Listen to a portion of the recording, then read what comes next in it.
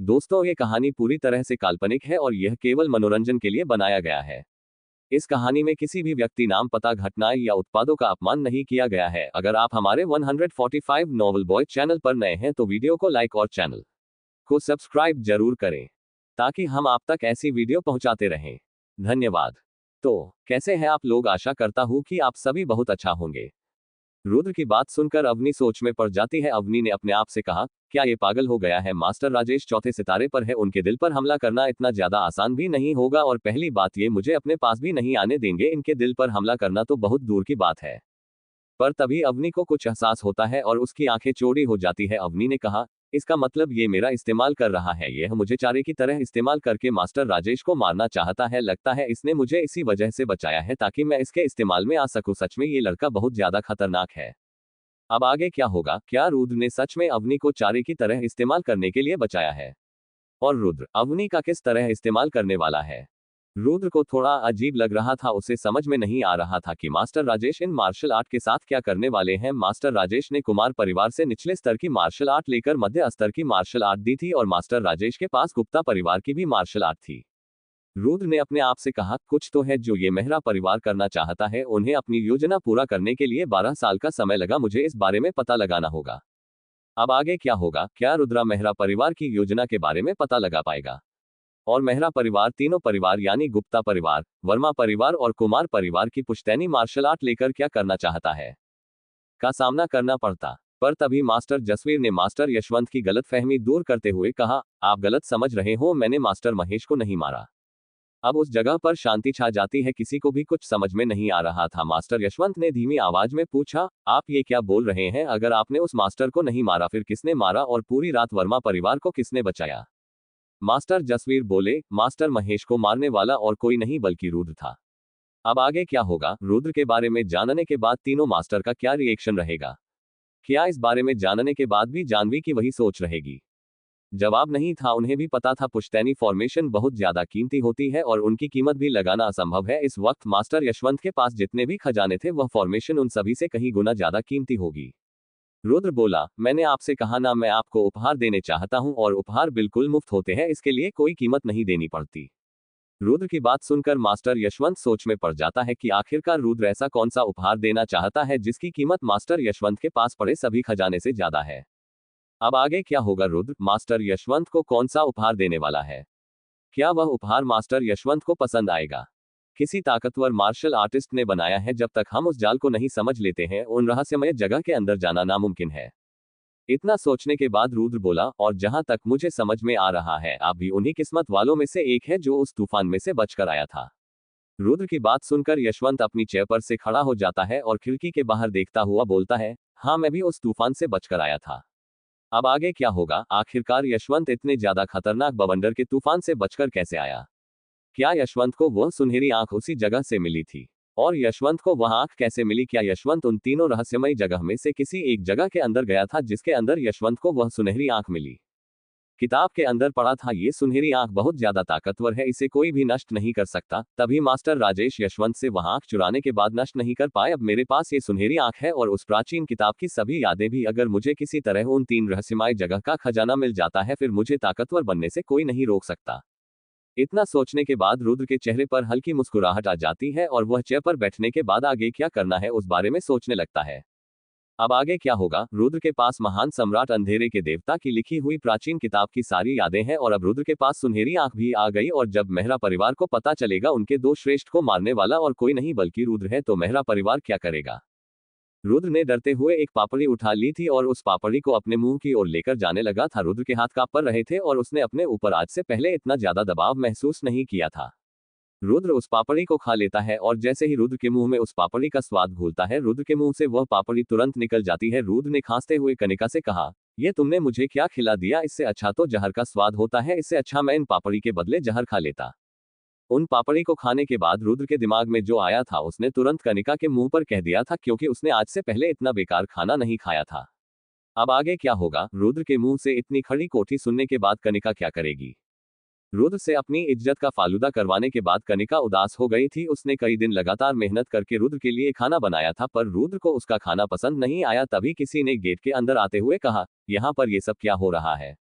वह और कोई नहीं बल्कि समर था। समर के चेहरे पर हर बार की तरह हल्की मुस्कुराहट थी और वह अपने छोटे छोटे कदमों के साथ उन सभी के पास आ गया था। तभी समर की नजर रुद्र पर जाती है, जिसे ठीक देखकर वह उसे तुरंत गले से लगा लेता है। समर बोला, बड़े भाई क्या आप बिल्कुल ठीक हो गए?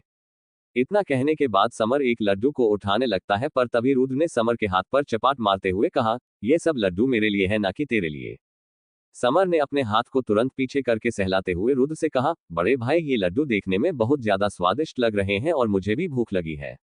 रुद्र ने उन जली हुई पापड़ी की तरफ इशारा करते हुए कहा, अच्छा तुम्हें भूख लगी है, फिर तुम इस खाने को खा सकते हो, इसे तुम्हारी बहन लेकर आई है। रुद्र की बात सुनकर समर हंसने लगता है। समर ने हंसते हुए कहा, बड़े भाई आप बहुत अच्छा मजाक कर लेते हैं, क्या मुझे इसका खाना खाकर मरना है? मैं ये बात बहुत अच्छे से जानता हूँ, कनिका को खाना बनाना बिल्कुल भी नहीं आता, यहाँ तक कि इसने कभी रसोई में कदम भी नहीं रखा। रुद्र और अपने भाई से बेइज्जती करवाने के बाद कनिका पूरी तरह टूट गई थी। वह किसी भी वक्त रो सकती थी। कनिका पीछे मुड़कर उस जगह से अपने आंसू को रोकते हुए भाग जाती है। कनिका को उदास होकर इस जगह से भागता हुआ देखकर समर हैरान था। समर ने अपने कंधे उचकाते हुए सभी से कहा, क्या मैंने कुछ गलत कह दिया? जिस पर रुद्र बोला, तुमने कुछ गलत नहीं कहा, बस अपनी बहन को समझा देना, उसे वह काम करने की बिल्कुल भी जरूरत नहीं है जो उसे नहीं आता। इतना कहने के बाद रुद्र उन लड्डू को खाने लगता है और उन सभी लड्डू को खत्म करने के बाद रुद्र ने टेबल से खड़े होते हुए सभी से कहा, मैं मास्टर यशवंत से मिलने के लिए जा रहा हूँ। ये सब बोलते हुए रुद्र उस जगह से चला जाता है जहां अवनी बहुत ज्यादा खुश थी क्योंकि आज रुद्र ने उसके लड्डू खाए थे। तभी सिमरन बोली, मिस अब आपको खुश हो जाना चाहिए क्योंकि रुद्र को आपके लड्डू बहुत ज्यादा पसंद आए हैं। वैसे तो राजगिरी महाद्वीप बहुत ज्यादा बड़ा था, जिसके ऊपर राज परिवार और 7 राजसी परिवार की हुकूमत चलती थी, पर 7 राजसी परिवार को भी राज परिवार की बात माननी पड़ती थी क्योंकि राज परिवार ने ही 7 राजसी परिवार को बनाया था। पूरे राजगिरी महाद्वीप पर कोई भी ऐसा नहीं था जो राज परिवार के आदेश को ना मानने की हिम्मत करता हो। राज परिवार भी बहुत ज्यादा बड़ा था, जिसके अंदर ताकतवर मार्शल आर्टिस्ट और बहुत महत्वपूर्ण इंसान आते थे जिन्हें राज परिवार का मुखिया यानी सम्राट संभालता था, या फिर हम कह सकते थे पूरे राजगिरी महाद्वीप को सम्राट ही संभालता है। आज कौशिक परिवार के मुखिया और मेहरा परिवार के मुखिया अपनी अपनी अर्जी लेकर महल आए थे। इस वक्त वे दोनों बड़े से हॉल के अंदर बैठे हुए थे, जिसके अंदर 100 हाथियों को भी रखा जा सकता था। उस हॉल के अंदर बहुत सारी कुर्सियां और सामने सम्राट के बैठने के लिए सिंहासन रखा हुआ था। वह हॉल बहुत ज्यादा बड़ा था। कौशिक परिवार के मुखिया का नाम दिनेश कौशिक था और मेहरा परिवार के मुखिया का नाम अमरीश मेहरा था। दिनेश कौशिक दिखने में 40-50 साल के आदमी जैसा दिखाई देता था और वही अमरीश मेहरा देखने में थोड़ा डरावना दिखाई देता था, क्योंकि मेहरा परिवार के अधिकतर लोग शैतानी मार्शल आर्ट का ही अभ्यास करते थे, जिस वजह से वे लोग डरावने दिखने लगते थे। और अमरीश मेहरा की उम्र लगभग दिनेश मेहरा जितने ही थी।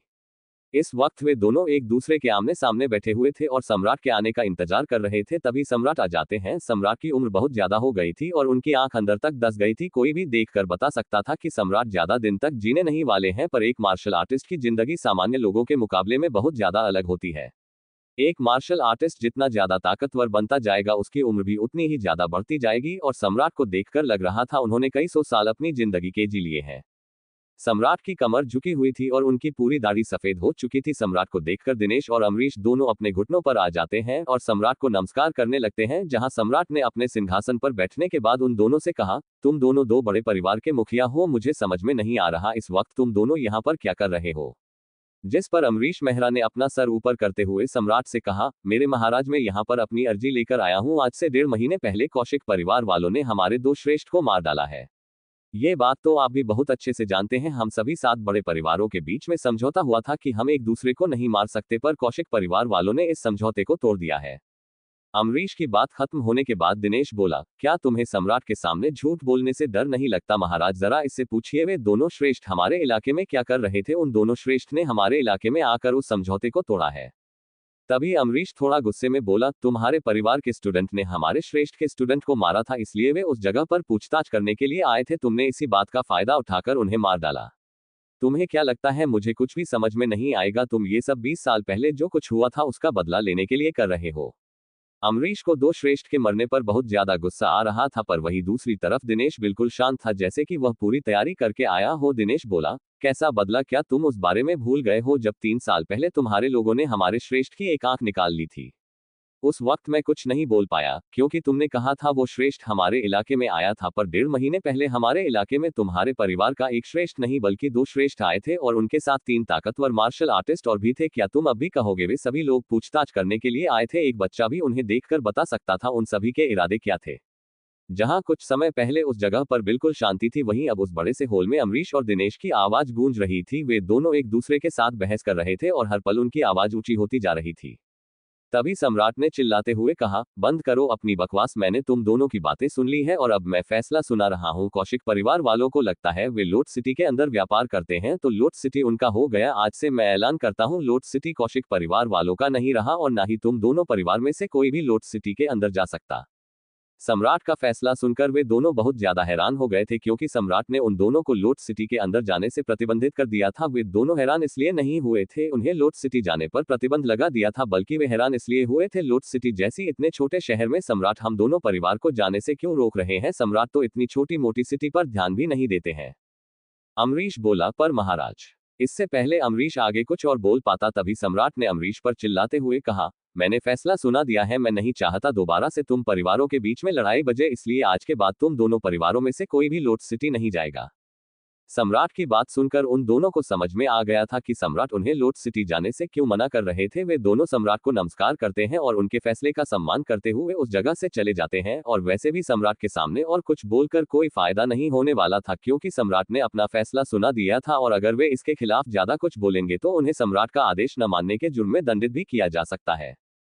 उन दोनों के उस जगह से जाने के बाद सम्राट के भाव बिल्कुल बदल गए थे। जहां कुछ समय पहले सम्राट के चेहरे पर गुस्से के भाव थे, वहीं अब सम्राट बिल्कुल शांत दिख रहे थे।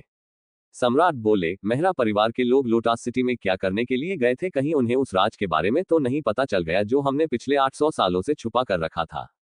तभी सिंहासन के पीछे से आवाज आई, राज परिवार बहुत ज्यादा बड़ा है, इसके अंदर बहुत ज्यादा ताकतवर लोग मौजूद है और उनकी नजर हर वक्त आप पर रहती है। जरूर उनमें से किसी ने मेहरा परिवार को इस बारे में बताया होगा।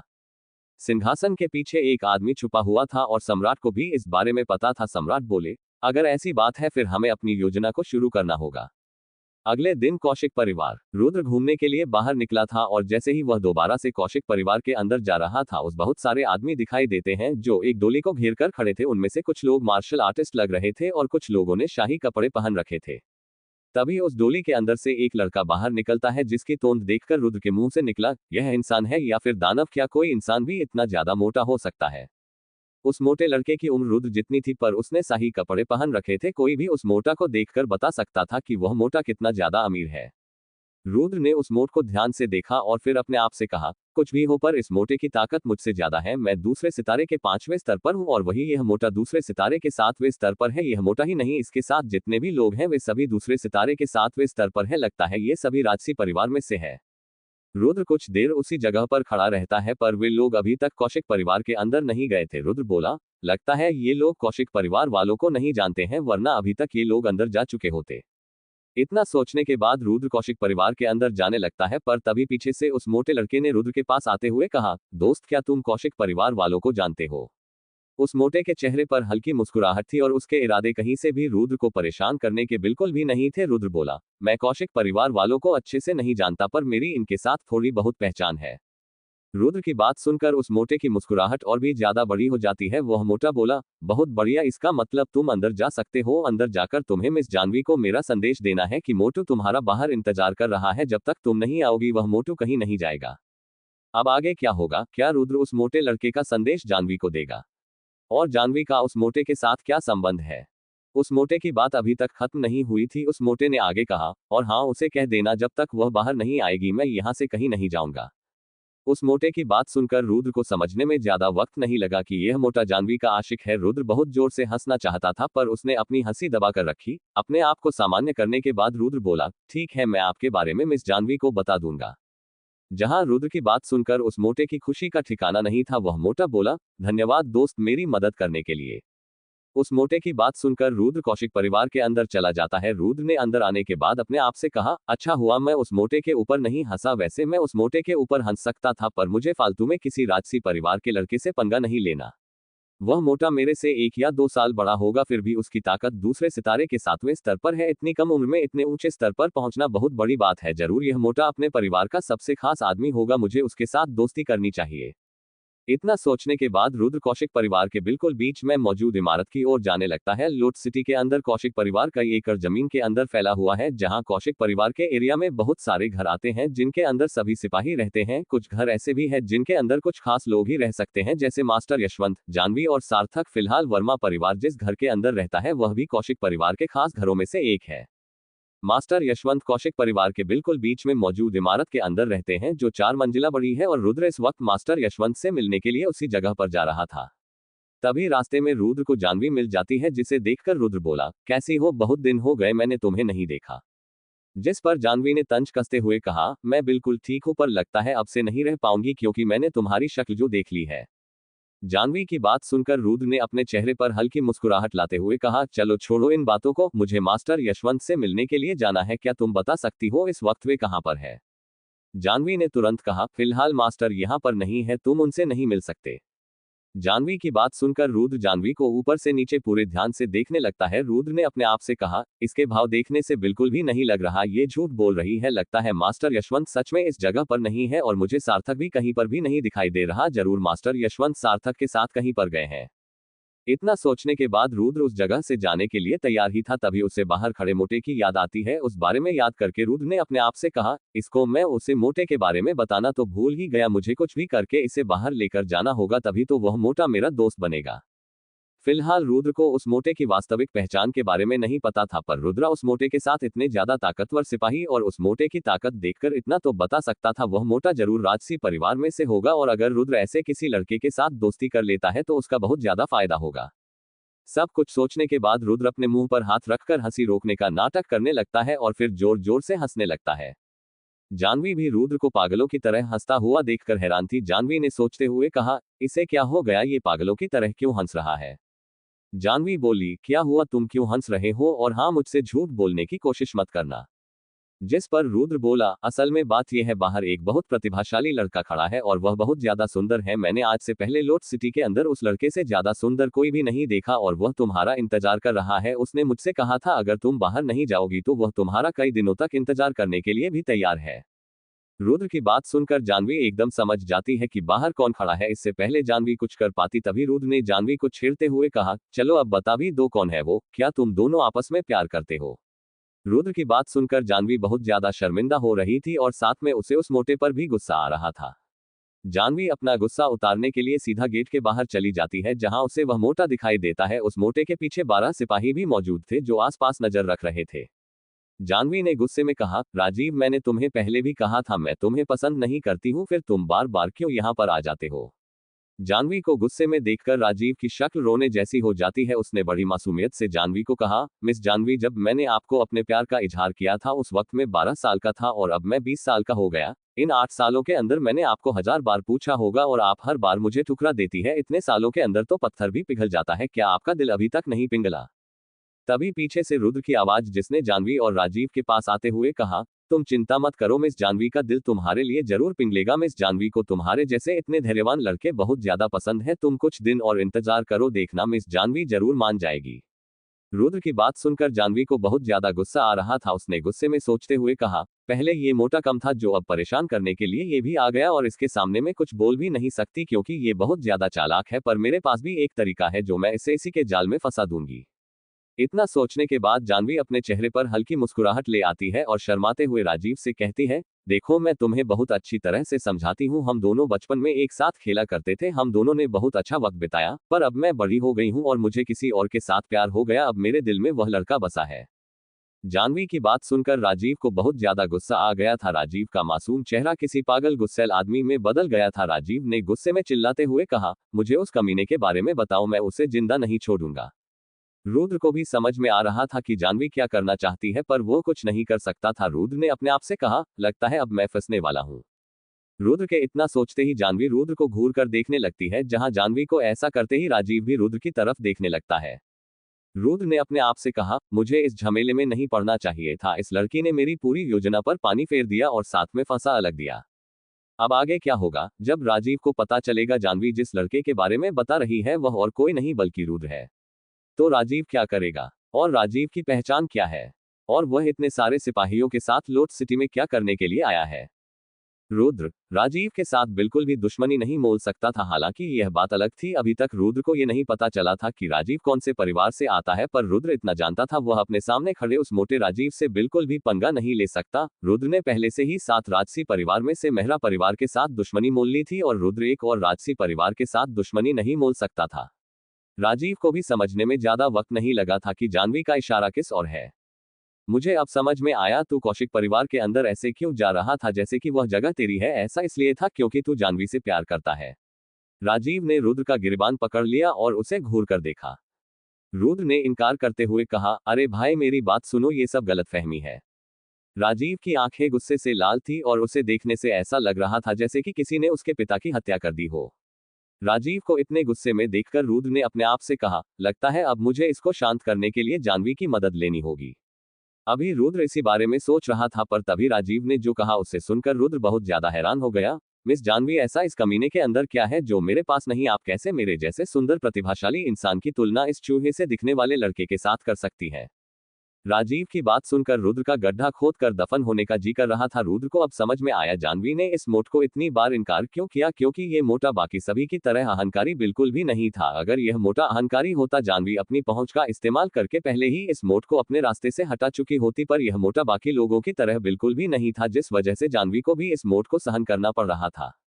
राजीव की बात सुनने के बाद भी जाह्नवी के पास राजीव के सवाल का कोई जवाब नहीं था। बस वह एक जगह पर खड़ी होकर अपनी नजरें छुपा रही थी। तभी जाह्नवी ने बात को खत्म करते हुए कहा, चलो छोड़ो, वैसे तुम यहाँ पर क्या करने के लिए आए हो? तुम्हारा राज परिवार तुम्हें कभी बाहर निकलने नहीं देता। जरूर तुम यहाँ पर किसी जरूरी काम के लिए आए होंगे, इसलिए मेरे साथ वक्त बर्बाद करने से बढ़िया अपने उस काम को करो।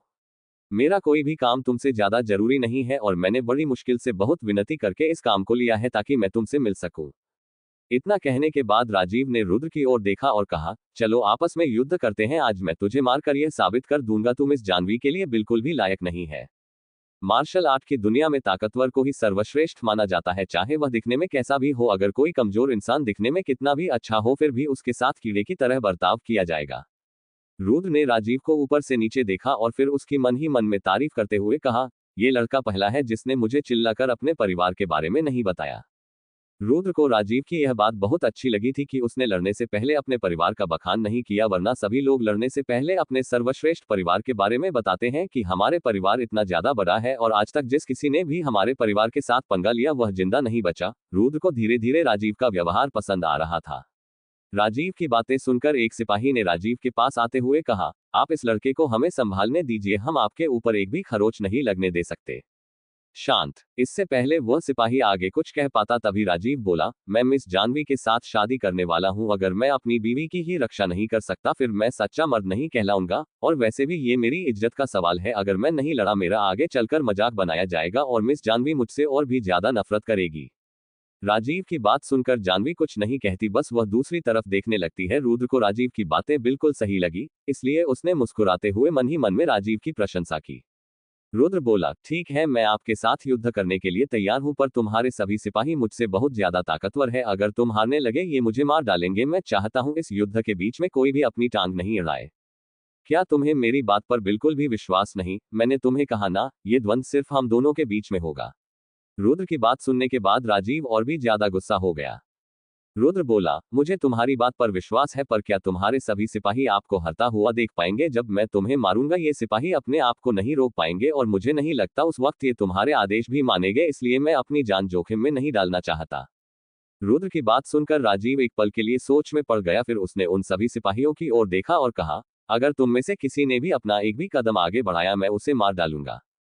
इतना कहने के बाद राजीव रुद्र की ओर मुड़ा और कहा, चलो मैं तुम्हें जगह चुनने का मौका देता हूं। मुझे ऐसी जगह पर लेकर चलो जहां हम दोनों को परेशान करने वाला कोई भी नहीं हो। उस जगह पर हम दोनों के साथ मिस जाह्नवी भी चलेगी और मैं तुम्हें इस बात का आश्वासन देता हूं उस जगह पर मेरा कोई भी सिपाही नहीं आएगा।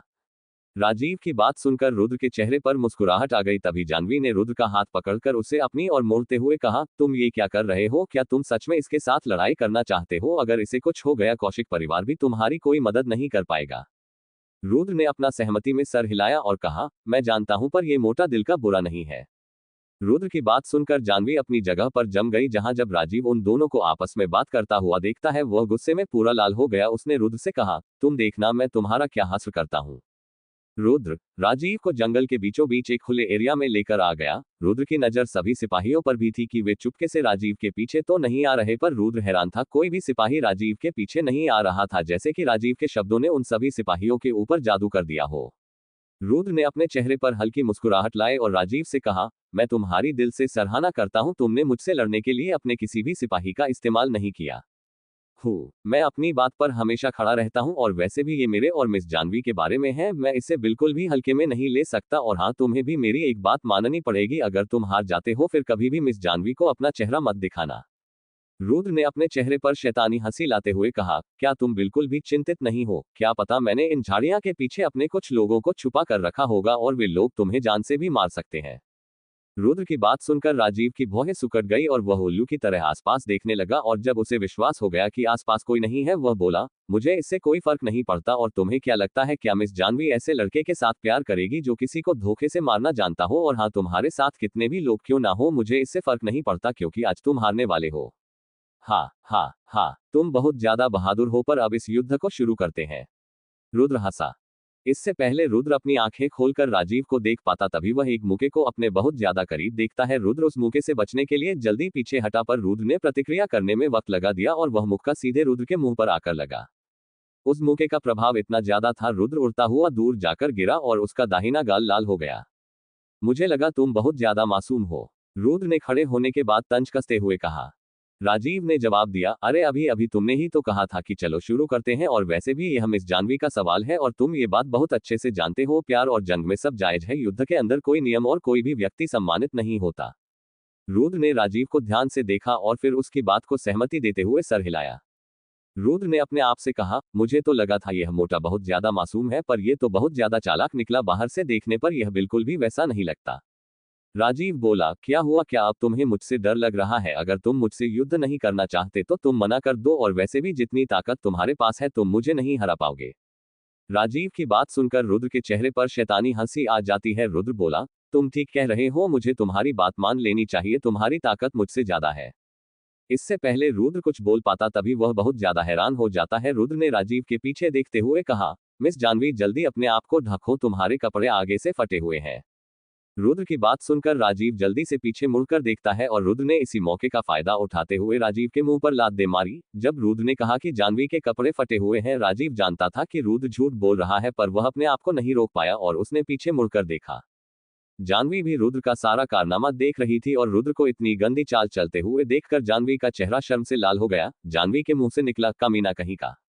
रुद्र से मार खाने के बाद राजीव 1.5 मीटर दूर जाकर गिरा, और रुद्र को इतनी गंदी चाल चलते हुए देखकर राजीव को भी गुस्सा आ गया। राजीव ने खड़े होने के बाद गुस्से में रुद्र से कहा, तुम्हारी हिम्मत कैसी हुई मिस जानवी के बारे में ऐसा बोलने की? अब मैं तुम्हें नहीं छोड़ूंगा।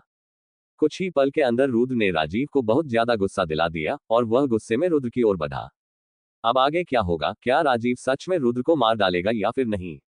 क्या रुद्रा अपने आप को बचा लगा?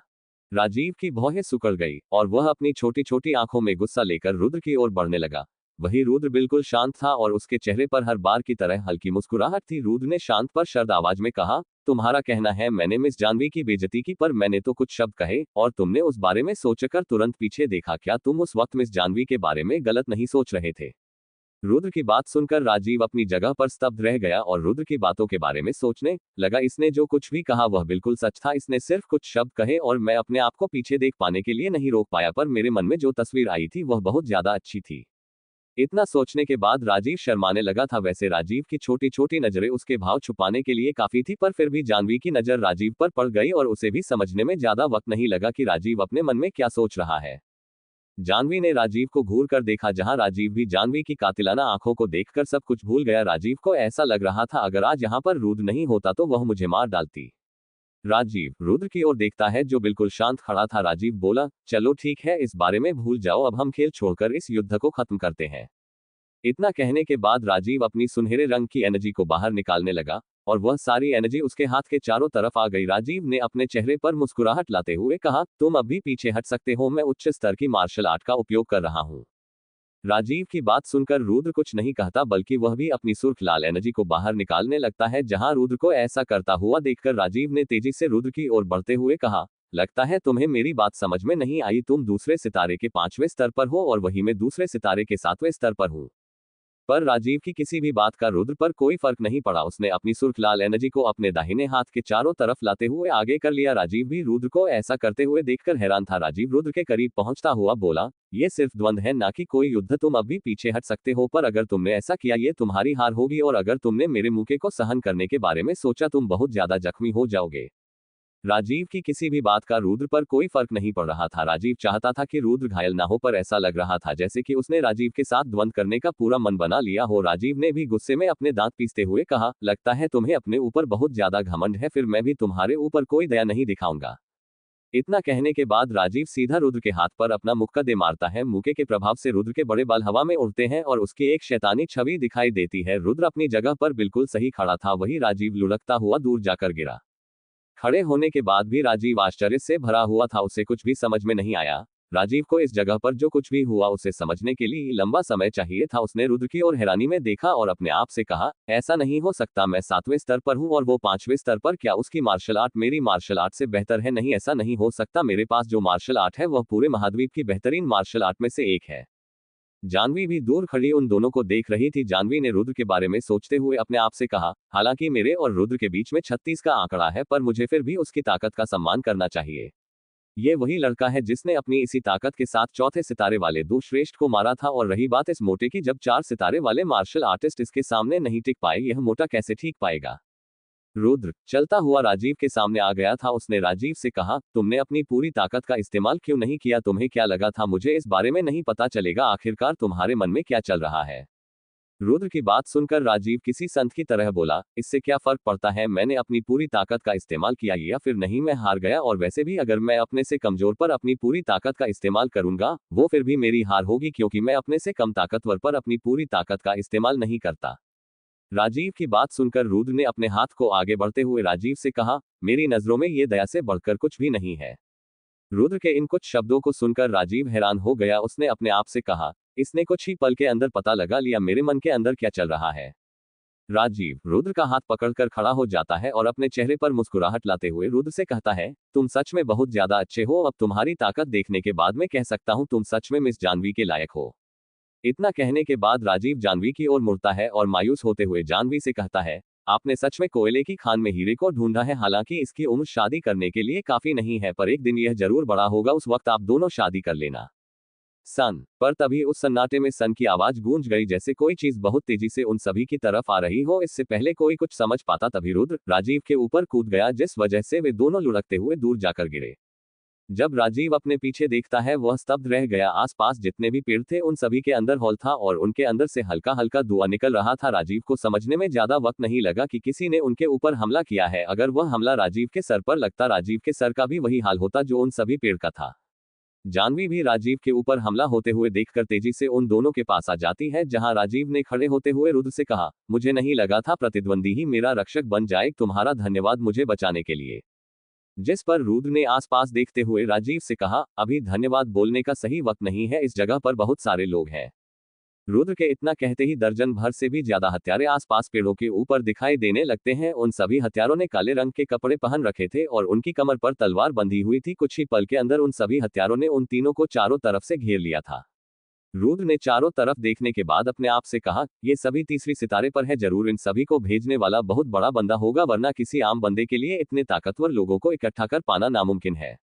जानवी को भी उन सभी की ताकत के बारे में पता चल गया था। उसने अपने आप से कहा, इस जगह से कौशिक परिवार बहुत ज्यादा दूर है, मैं चाहकर भी उस जगह पर अपना संदेश नहीं पहुंचा सकती। इतना सोचने के बाद जानवी उस बंदे की ओर देखने लगती है जिसे वह सबसे ज्यादा नापसंद करती थी। उसने अपने आप से कहा, अब मेरे पास इसके ऊपर भरोसा करने के अलावा कोई चारा नहीं है। इसने पहले भी नामुमकिन काम को किया है, बस मैं उम्मीद कर सकती हूँ ये दोबारा से एक और चमत्कार कर दे। तभी उन दोनों के बीच से राजीव ने निकलते हुए उन सभी हत्यारों से कहा, मैं जानता हूं तुम सभी यहाँ पर मेरे लिए आए हो, पर तुम्हारा इन दोनों से कोई नाता नहीं है, इनको यहाँ से जाने दो।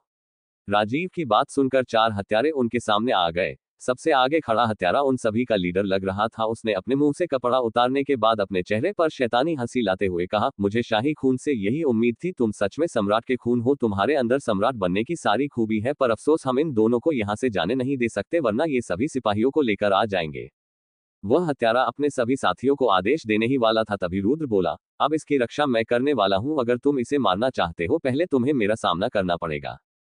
रुद्र की बात खत्म होते ही उस जगह पर सन्नाटा छा गया। जाहिर सी बात थी, सभी हत्यारे रुद्र की हिम्मत देखकर बहुत ज्यादा हैरान थे। दूसरे सितारे के 7वें अस्तर वाला भी उन सभी हत्यारों से डर रहा था, पर रुद्र के चेहरे पर डर का नामोनिशान भी नहीं था।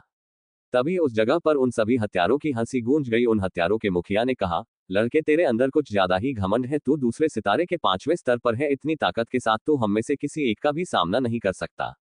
तभी एक हत्यारे ने आगे बढ़ते हुए अपने मुखिया से कहा, हम इतने दिनों से इसका पीछा कर रहे थे, पर आज हमें बहुत अच्छा मौका मिला है। हमें जल्दी से अपना काम खत्म करना चाहिए और सबसे पहले इस लड़के से ही शुरुआत करते हैं। इधर रुद्र के पीछे से राजीव की धीमी आवाज आई, रुद्र, मैं इस जगह से उत्तर की ओर भागता हूं और जब तक तुम मिस जानवी को लेकर कौशिक परिवार पहुंच जाना, तुम दोनों की जान बच जाएगी। जैसा तुम्हारा शरीर है उसे लेकर तुम थोड़ी दूर भी नहीं भाग पाओगे। तुम्हारी यह योजना बिल्कुल भी काम नहीं आने वाली। रुद्र ने उन सभी हत्यारों की तरफ देखते हुए कहा। राजीव बोल, फिर तुम्हारी क्या योजना है? क्या तुम्हारे पास मुझसे अच्छी योजना है? राजीव की बात सुनकर रुद्र ने अपने चेहरे पर शैतानी हंसी लाते हुए कहा, योजना बनाने की क्या जरूरत है, सीधा इन्हें मार डालो। इतना कहने के बाद रुद्र अपनी स्पेस रिंग के अंदर से तीसरे स्तर का खंजर बाहर निकाल लेता है, जिसे उसने मास्टर महेश से चुराया था। वह खंजर चांदनी रंग का था, जिस पर लाल रंग की धारदार लकीर बनी हुई थी। रुद्र अपनी जगह से छलांग लगाता हुआ उन सभी हत्यारों के मुखिया की ओर बढ़ने लगता है। जहां रुद्र के हाथ में वह खंजर देखकर उस हत्यारे के मुंह से हैरानी में निकला, तीसरे स्तर का शैतानी खंजर। इससे पहले वह अपनी जगह से हिल पाता, तभी वह अपने आप को रुद्र से दूर जाता हुआ महसूस करता है। रुद्र के सामने एक आदमी भी खड़ा था, जिसके धड़ उसके सर से अलग था। वह आदमी और कोई नहीं बल्कि उन सभी हत्यारों का मुखिया था, जिसका सर हवा में उड़ता हुआ दूर जाकर गिरा था। रुद्र अपने खंजर को नीचे करता है, जहां रुद्र के खंजर से उस हत्यारे का खून टपक रहा था। अब आगे क्या होगा? क्या अपने मुखिया को मरता हुआ देखकर सभी हत्यारे उस जगह से भाग जाएंगे, या फिर मिलकर रुद्र का सामना करेंगे? और क्या रुद्रा उन दर्जन भर हत्यारों का सामना कर पाएगा, जिन सभी की ताकत तीसरे सितारे पर थी? इस वक्त सभी की नजर रुद्र पर टिकी हुई थी और हर कोई रुद्र को स्तब्ध होकर देख रहा था। उस जगह पर मौजूद किसी ने भी कल्पना नहीं की थी कि 18 साल के देखने वाले बच्चे ने, जो कि दूसरे सितारे पर है, उसने तीसरी सितारे वाले मार्शल आर्टिस्ट को मार दिया। और हैरान करने वाली बात यह थी, उस बच्चे ने तीसरी सितारे वाले मार्शल आर्टिस्ट को अपने एक ही वार में मार दिया। समय की गंभीरता को समझते हुए सभी हत्यारे सतर्क हो गए और उन्होंने अपनी तलवार को रुद्र के ऊपर तान दिया। वही रुद्र के कपड़े उनके मुखिया के खून से सन चुके थे और उसके चेहरे पर कातिलाना मुस्कुराहट थी, जो उसे देखने में और भी ज्यादा डरावना बना रही थी। अपने मुखिया को एक ही बार में मारता हुआ देखकर वह हत्यारा, जो अपने मुखिया के सबसे पास खड़ा था, वह झट से पीछे हो गया, क्योंकि उसे भी पता था रुद्र के पास जो खंजर है वह उसे मक्खन की तरह काट देगा। तभी एक हत्यारे ने अपने सभी साथियों से कहा, हमें इस बच्चे से डरने की जरूरत नहीं, बस हमें इस खंजर पर ध्यान देना है। ये खंजर ही हमें नुकसान पहुंचा सकता है। इस बच्चे के पास इतनी ताकत नहीं जो ये हमें मार सके। वह हत्यारा और भी कुछ बोलना चाहता था, तभी उसे अपने शरीर में कपकपी महसूस हुई और वह अचानक से नीचे गिर गया। जब उसकी नजर ऊपर आसमान की तरफ गई, उसे अपना आधा कटा हुआ शरीर दिखाई दिया, जिसके आगे रुद्र खड़ा था। रुद्र की इतनी ज्यादा ताकत देखकर सभी हत्यारे बहुत ज्यादा डर गए और इस वक्त उनके दिमाग में यहां से भाग जाने का ख्याल आ रहा था। तभी रुद्र ने अपनी सर्द आवाज में कहा, इस वक्त तुम सभी मेरे इलाके में खड़े हो। यहां से बिना मेरी मर्जी के कोई भी नहीं जा सकता। तुम्हें क्या लगता है तुम यहां पर कभी भी आ सकते हो और अपनी मनमर्जी से कभी भी जा सकते हो? रुद्र के इन शब्दों ने उन हथियारों के मन में और भी ज्यादा डर बैठा दिया। भला कौन सोच सकता था एक 18 साल का बच्चा इतना ज्यादा निर्दय और क्रूर हो सकता है? तभी उन सभी हथियारों में से एक हत्यारे ने चिल्लाते हुए सभी से कहा, अपने ऊपर डर को हावी मत होने दो। ये सिर्फ 18 साल का बच्चा है। सभी लोग एक साथ इसके ऊपर हमला करो। ये अपने खंजर से किस किस पर हमला करेगा? उस हत्यारे के शब्दों ने उन सभी हथियारों के ऊपर जादू की तरह काम किया और वे सभी हत्यारे दोबारा से रुद्र के ऊपर हमला करने के लिए तैयार हो गए। इस बार सभी हत्यारे रुद्र के ऊपर एक साथ झपट पड़े। चारों तरफ से रुद्र के ऊपर हथियारबंद हत्यारे हमला कर रहे थे और रुद्र उन सभी के बीच में खड़ा था। उन सभी हथियारों को एक साथ हमला करते हुए देखकर रुद्र के मुंह से निकला, मैं जानता था तुम सभी मेरे ऊपर एक साथ हमला करोगे। इतना कहने के बाद रुद्र अपने दोनों पैरों को एनर्जी से पूरी तरह कवर कर लेता है, जिस वजह से उसकी रफ्तार पहले से बढ़ जाती है। रुद्र इस वक्त अपने पिछले जन्म की सबसे निचले स्तर वाली मार्शल आर्ट का उपयोग कर रहा था, जिस मार्शल आर्ट का उपयोग करते वक्त उसकी रफ्तार पहले से बहुत ज्यादा बढ़ जाती है। इस वक्त रुद्र की रफ्तार उन सभी हथियारों से ज्यादा हो गई थी और उन हथियारों ने भी कभी नहीं सोचा होगा एक दूसरे सितारे वाले बच्चे की रफ्तार उनसे ज्यादा होगी। रुद्र पलक झपकते ही उन हथियारों के पीछे आ गया और उसने अपने एक ही बार में 3 हथियारों को एक साथ मार दिया। जाहिर सी बात थी, रुद्र उन सभी हथियारों को तीसरे स्तर के खंजर की मदद से मार पा रहा था, वरना उसके लिए भी एक साथ उन सभी हथियारों को संभाल पाना नामुमकिन था। दूर खड़ा राजीव भी रुद्र को ही देख रहा था और वह रुद्र की इतनी ज्यादा ताकत देखकर हैरान था। तभी राजीव की नजर रुद्र की आंखों पर गई, जिसको उसने पहले भी देखा था। इस वक्त राजीव को ऐसा एहसास हो रहा था जो उसे सिर्फ अपने पिता से महसूस होता था, या फिर अपने पिता से भी अधिक। राजीव को ऐसा लग रहा था जो कोई भी उसके रास्ते में आएगा वह उसे बेहिचक मार डालेगा। रुद्र कुछ भी करके उन सभी हथियारों के आत्मविश्वास को तोड़ना चाहता था, क्योंकि अगर रुद्र ने एक बार ऐसा कर दिया फिर रुद्र के लिए उन सभी को मार पाना आसान हो जाएगा। रुद्र बहुत सोच समझकर हथियारों को मार रहा था, वह उनके साथ सीधा सामना नहीं कर सकता था। उन हथियारों का एक हमला ही रुद्र को मौत के घाट उतारने के लिए काफी था। अब अपने 3 और साथी को मारता हुआ देखकर उन हथियारों की हिम्मत टूट गई। अभी कुछ पल पहले उन्हें जो आशा की किरण दिखाई दी थी वह भी पूरी तरह मिट चुकी थी। वे सभी लुटेरे रुद्र को एकता के बल पर हराना चाहते थे, पर रुद्र की रफ्तार ने उनकी इस योजना पर पानी फेर दिया। रुद्र भी उन हथियारों के अंदर अपने डर को देख सकता था, और वो यही चाहता था जब कोई इंसान बहुत ज्यादा डरा होता है उस वक्त उसके दिमाग में सिर्फ जीने के अलावा कुछ नहीं आता। रुद्र एक नजर अपने खंजर की ओर देखता है जो इस वक्त खून से पूरी तरह सना हुआ था। वह खंजर इसी तरह बनाया गया था जिससे उसे चलाने वाले की गति पहले से बढ़ जाए, और रुद्र के हाथ में ऐसा हथियार होने का मतलब था उसके दुश्मनों की समाप्त। उस खंजर की खूबियां देखकर रुद्र मेहरा परिवार का धन्यवाद करना चाहता था उसे इतना अच्छा हथियार देने के लिए। रुद्र अपने सामने खड़े 10 से भी ज्यादा हथियारों को देखता है और फिर अगले ही पल रुद्र अपने खंजर को घूमता हुआ उन सभी हथियारों के बीच में आ गया। उन सभी हथियारों की चिखें सुनकर और उनके सर को हवा में उड़ते हुए देखकर राजीव सहम गया।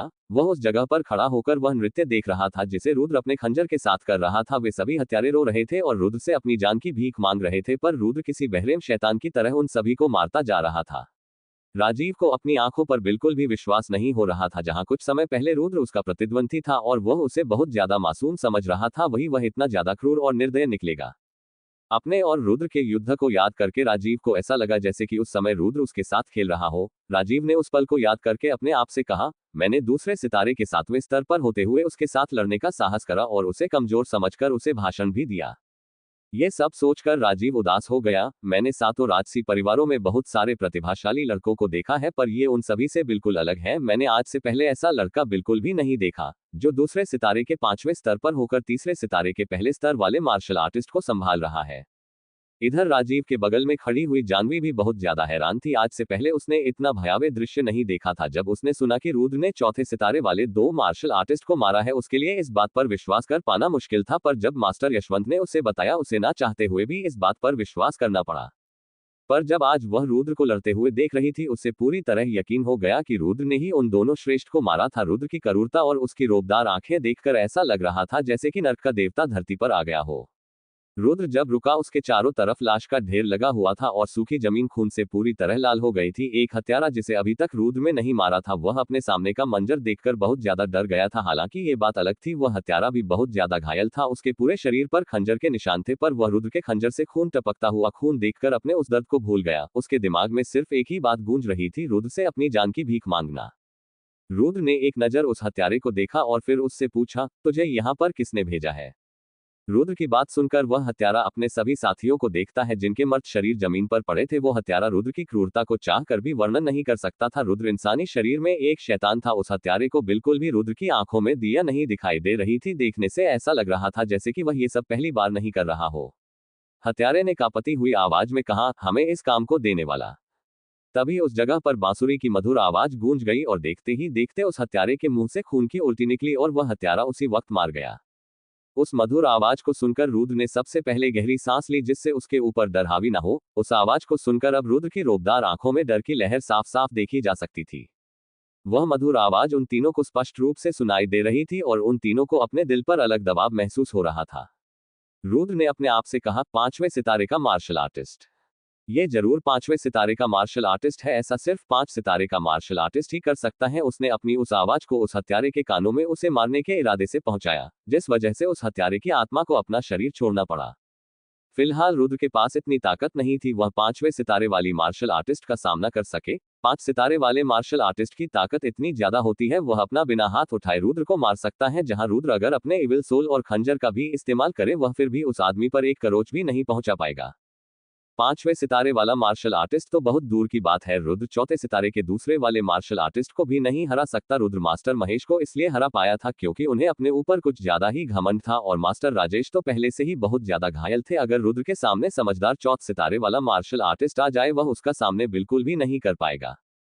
जैसे ही रुद्र को इस बात की गंभीरता पता चली, उसकी रीढ़ की हड्डी में कपकपी दौड़ गई। तभी अचानक से वह मधुर आवाज आना बंद हो गई और उस जगह पर दो आदमियों के कदमों की आवाज गूंज उठी। उस आवाज को सुनकर रुद्र की धड़कनें थम सी गई और उसकी नजर सामने से आ रही आवाज की ओर टिक गई। जैसे ही वह आदमी सामने आया, राजीव उस आदमी को देखकर स्तब्ध रह गया। आखिरकार वह आदमी कौन था?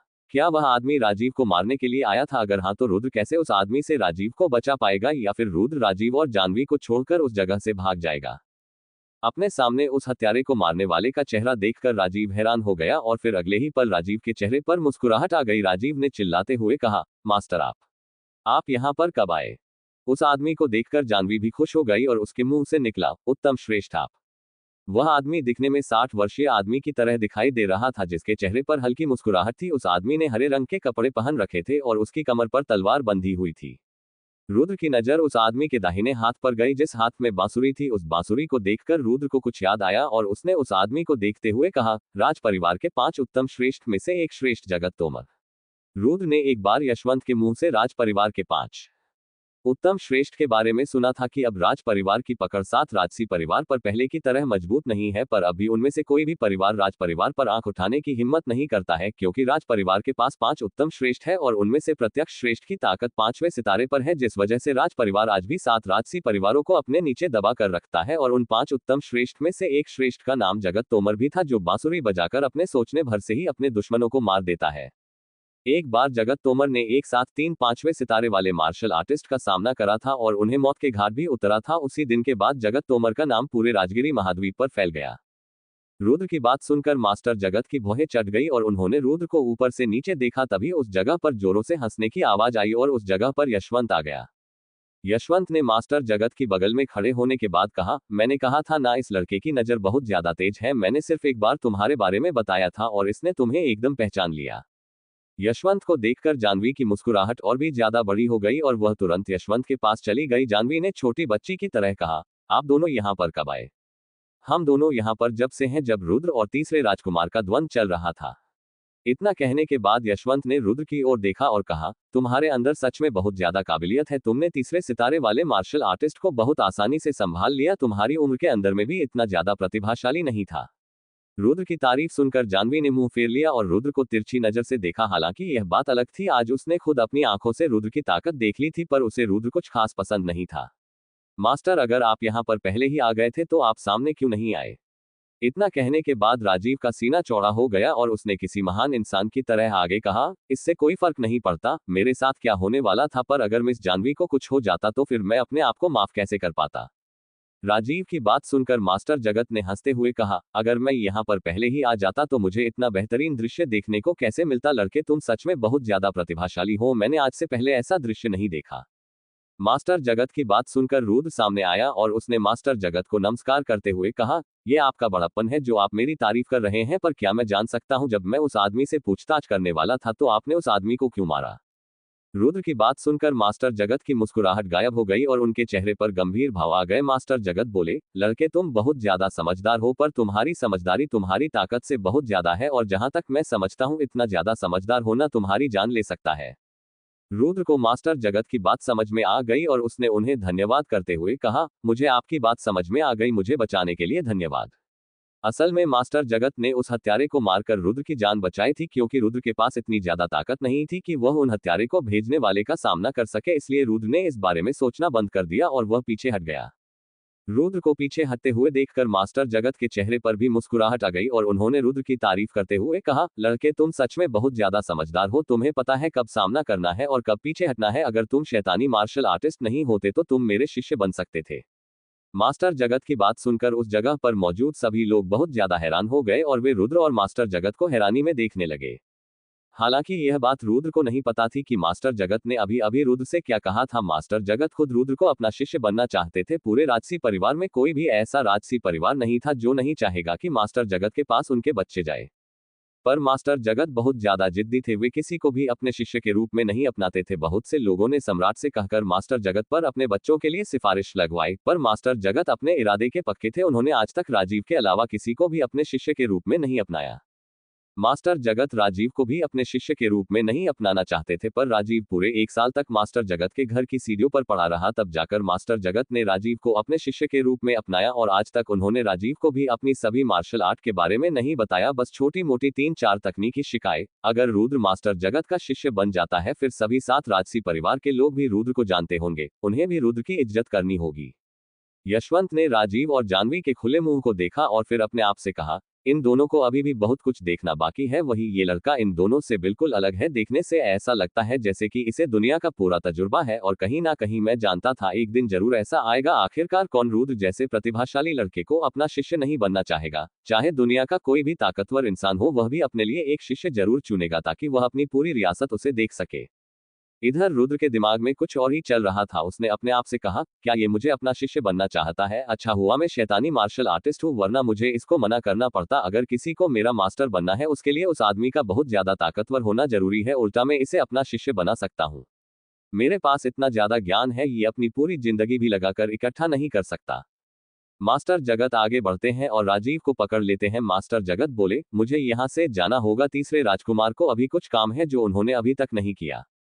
राजीव कुछ कहना चाहता था और वह बोलने ही वाला था, तभी मास्टर जगत तुरंत पलक झपकने की स्पीड से उड़ते हुए उस जगह से चले जाते हैं। जब कोई मार्शल आर्टिस्ट 5वें सितारे पर पहुंच जाता है, वह उड़ भी सकता है।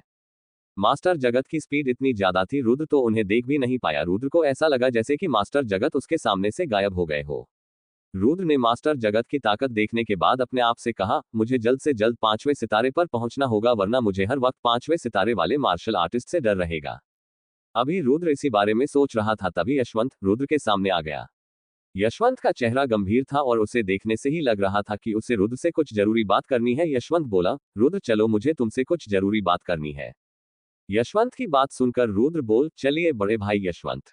10 मिनट बाद वे दोनों कौशिक परिवार की बैठक के अंदर थे, जहां यशवंत ने जानवी को बाहर पहरेदारी के लिए छोड़ दिया। यशवंत ने एक कागज बाहर निकाला, जिसे देखकर रुद्र के चेहरे पर कुटिल मुस्कुराहट आ गई। यशवंत ने उस कागज को दिखाते हुए कहा, हम तुम्हारे परिवार के साथ सौदा करना चाहते हैं, जिसके तहत हमारा परिवार तुम्हारे परिवार की रक्षा करेगा और हमारे होते हुए कोई भी तुम्हारे परिवार के ऊपर आंख उठाकर नहीं देखेगा। इस सौदे को हमारे परिवार के मुखिया ने खुद बनाया है। यशवंत की बात सुनकर रुद्र के चेहरे पर कोई भाव नहीं थे। उसका चेहरा बिल्कुल शांत था, जैसे ही उसे पहले से ही पता हो कि यह सब होने वाला है। यशवंत भी रुद्र को शांत देखकर हैरान हो गया और उसे झटका लगा। यशवंत बोला, क्या तुम्हें पहले से ही इस बारे में पता था? जिस पर रुद्र बोल, बड़े भाई आप कैसी बात कर रहे हैं, भला मुझे इस बारे में कैसे पता होगा? इतना कहने के बाद रुद्र के चेहरे पर शैतानी हंसी आ गई और वह उस कागज को देखने लगा। रुद्र ने अपने आप से कहा, मैंने जैसा सोचा था बिल्कुल वैसा ही हुआ, मेरी योजना सफल रही। असल में रुद्र जब से कौशिक परिवार के अंदर आया था, उसने तभी से योजना बनानी शुरू कर दी थी कि कैसे उसे कौशिक परिवार के साथ सौदा करना है। उससे पहले उसने कौशिक परिवार के बारे में जानकारी इकट्ठा की और उसे पता चला कौशिक परिवार का मुखिया बहुत ज्यादा महत्वाकांक्षी है और वह अपने वादे पर निडर रहता है। इसलिए रुद्र ने कौशिक परिवार को अपना सहयोगी बनाने के बारे में सोचा। सबसे पहले उसने यशवंत को तीसरे स्तर की फॉर्मेशन देकर उसे लुभाया और फिर अपनी जान की बाजी लगाकर मेहरा परिवार के 2 श्रेष्ठ को मारा, ताकि कौशिक परिवार वर्मा परिवार को कम ना आके। अगर रुद्र के पास वर्मा परिवार की जिम्मेदारी ना होती, वह कभी भी अपनी जान की बाजी लगाकर 2 श्रेष्ठ को ना मारता, बल्कि वह बिना लोगों के सामने आए अपनी ताकत को बढ़ाता। रुद्र ने यशवंत का विश्वास जीतने के लिए सुनहरी आंख को भी दांव पर लगा दिया और आखिरकार वह कामयाब रहा। रुद्र को किसी की भी चिंता नहीं थी, वह एक शैतानी मार्शल आर्टिस्ट था। उसने सिर्फ यशवंत का इस्तेमाल किया और आज भी वह यशवंत का इस्तेमाल ही कर रहा था। इस वक्त रुद्र के लिए यशवंत एक मोहरा था, जिसको उसने अभी तक अपने इशारों पर नाचाया। रुद्र ने अपने आप से कहा, अगर एक बार सौदा हो गया, मैं निश्चित हो जाऊंगा, फिर खुद कौशिक परिवार वर्मा परिवार की रक्षा करेगा और मैं आसानी से अपने परिवार की ताकत बढ़ाने पर ध्यान दे पाऊंगा। इतना सोचने के बाद रुद्र ने यशवंत से वह कागज ले लिया और कहा, ठीक है, मैं इस सौदे को मिस कनिका की आत्मा से जुड़वा कर आता हूँ। किसी सौदे को आत्मा से जुड़वाने का मतलब साइन करवाना होता है और रुद्र कनिका के पास जाकर इस सौदे को साइन करवाने वाला था। क्योंकि अभी समर बहुत छोटा था, इसलिए वह इस सौदे पर साइन नहीं कर सकता था, पर कनिका समर की सगी बहन थी, इसलिए वह इस सौदे पर साइन कर सकती थी। रुद्र उस जगह से जाने ही वाला था, तभी यशवंत ने रुद्र को रोक लिया और कहा, रुको, तुम इस सौदे को कनिका की आत्मा से नहीं जुड़वा सकते। अब आगे क्या होगा? आखिरकार यशवंत ने रुद्र से ऐसा क्यों कहा? क्या इसके पीछे यशवंत की कोई शर्त थी? रुद्र उस जगह से जाने ही वाला था, तभी यशवंत ने रुद्र को रोक लिया और कहा, तुम इस सौदे को कनिका की आत्मा से नहीं जुड़वा सकते। यशवंत की बात सुनकर रुद्र हैरान हो गया और उसकी भौहें चढ़ गई। रुद्र ने अपनी तीखी नजरों से यशवंत को देखा और फिर पूछा, बड़े भाई, आपके कहने का क्या मतलब है? मुझे आपकी बात समझ में नहीं आई। यशवंत का चेहरा गंभीर था और उसकी आंखें तालाब की तरह शांत थी। यशवंत बोला, इस सौदे से तुम्हें अपनी आत्मा जोड़नी होगी। पर लेकिन मैं ऐसा कैसे कर सकता हूं? मैं वर्मा परिवार का सलाहकार हूं, ना कि मुखिया। रुद्र ने व्यंग्य करते हुए कहा। जिस पर यशवंत बोला, मैं जानता हूं, और ये सौदे वर्मा परिवार के लिए नहीं बल्कि तुम्हारे लिए बनाया गया है। इस सौदे को खासकर हमारे मुखिया ने तुम्हारे लिए बनाया है। इसके अंदर लिखा है, जब तक तुम जिंदा रहोगे कौशिक परिवार वर्मा परिवार की रक्षा करेगा। अगर तुम्हें कुछ हो गया तो कौशिक परिवार वर्मा परिवार की रक्षा नहीं करेगा। इसलिए जब तक तुम हो तब तक वर्मा परिवार है।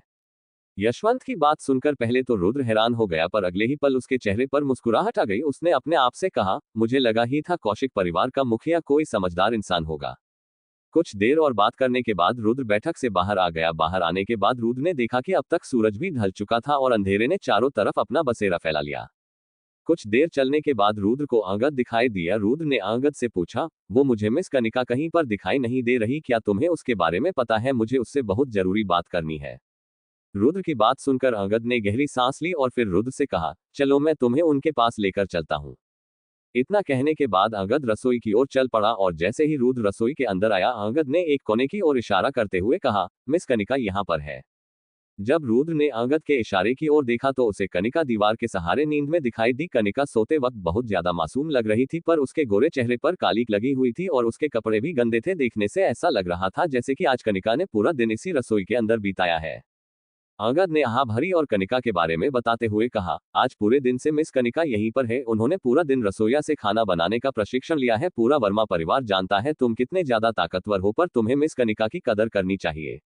जब तुम 1.5 महीने से अपने घाव भर रहे थे, उस वक्त मिस कनिका ने पूरे 1.5 महीने मेहनत करके तुम्हारे लिए खाना बनाया, और तुमने क्या किया? उस खाने को ठुकरा दिया और तो और मिस कनिका को डांटा भी। अगर तुम्हें वह खाना पसंद नहीं आया था, कम से कम तुम नाटक तो कर सकते थे।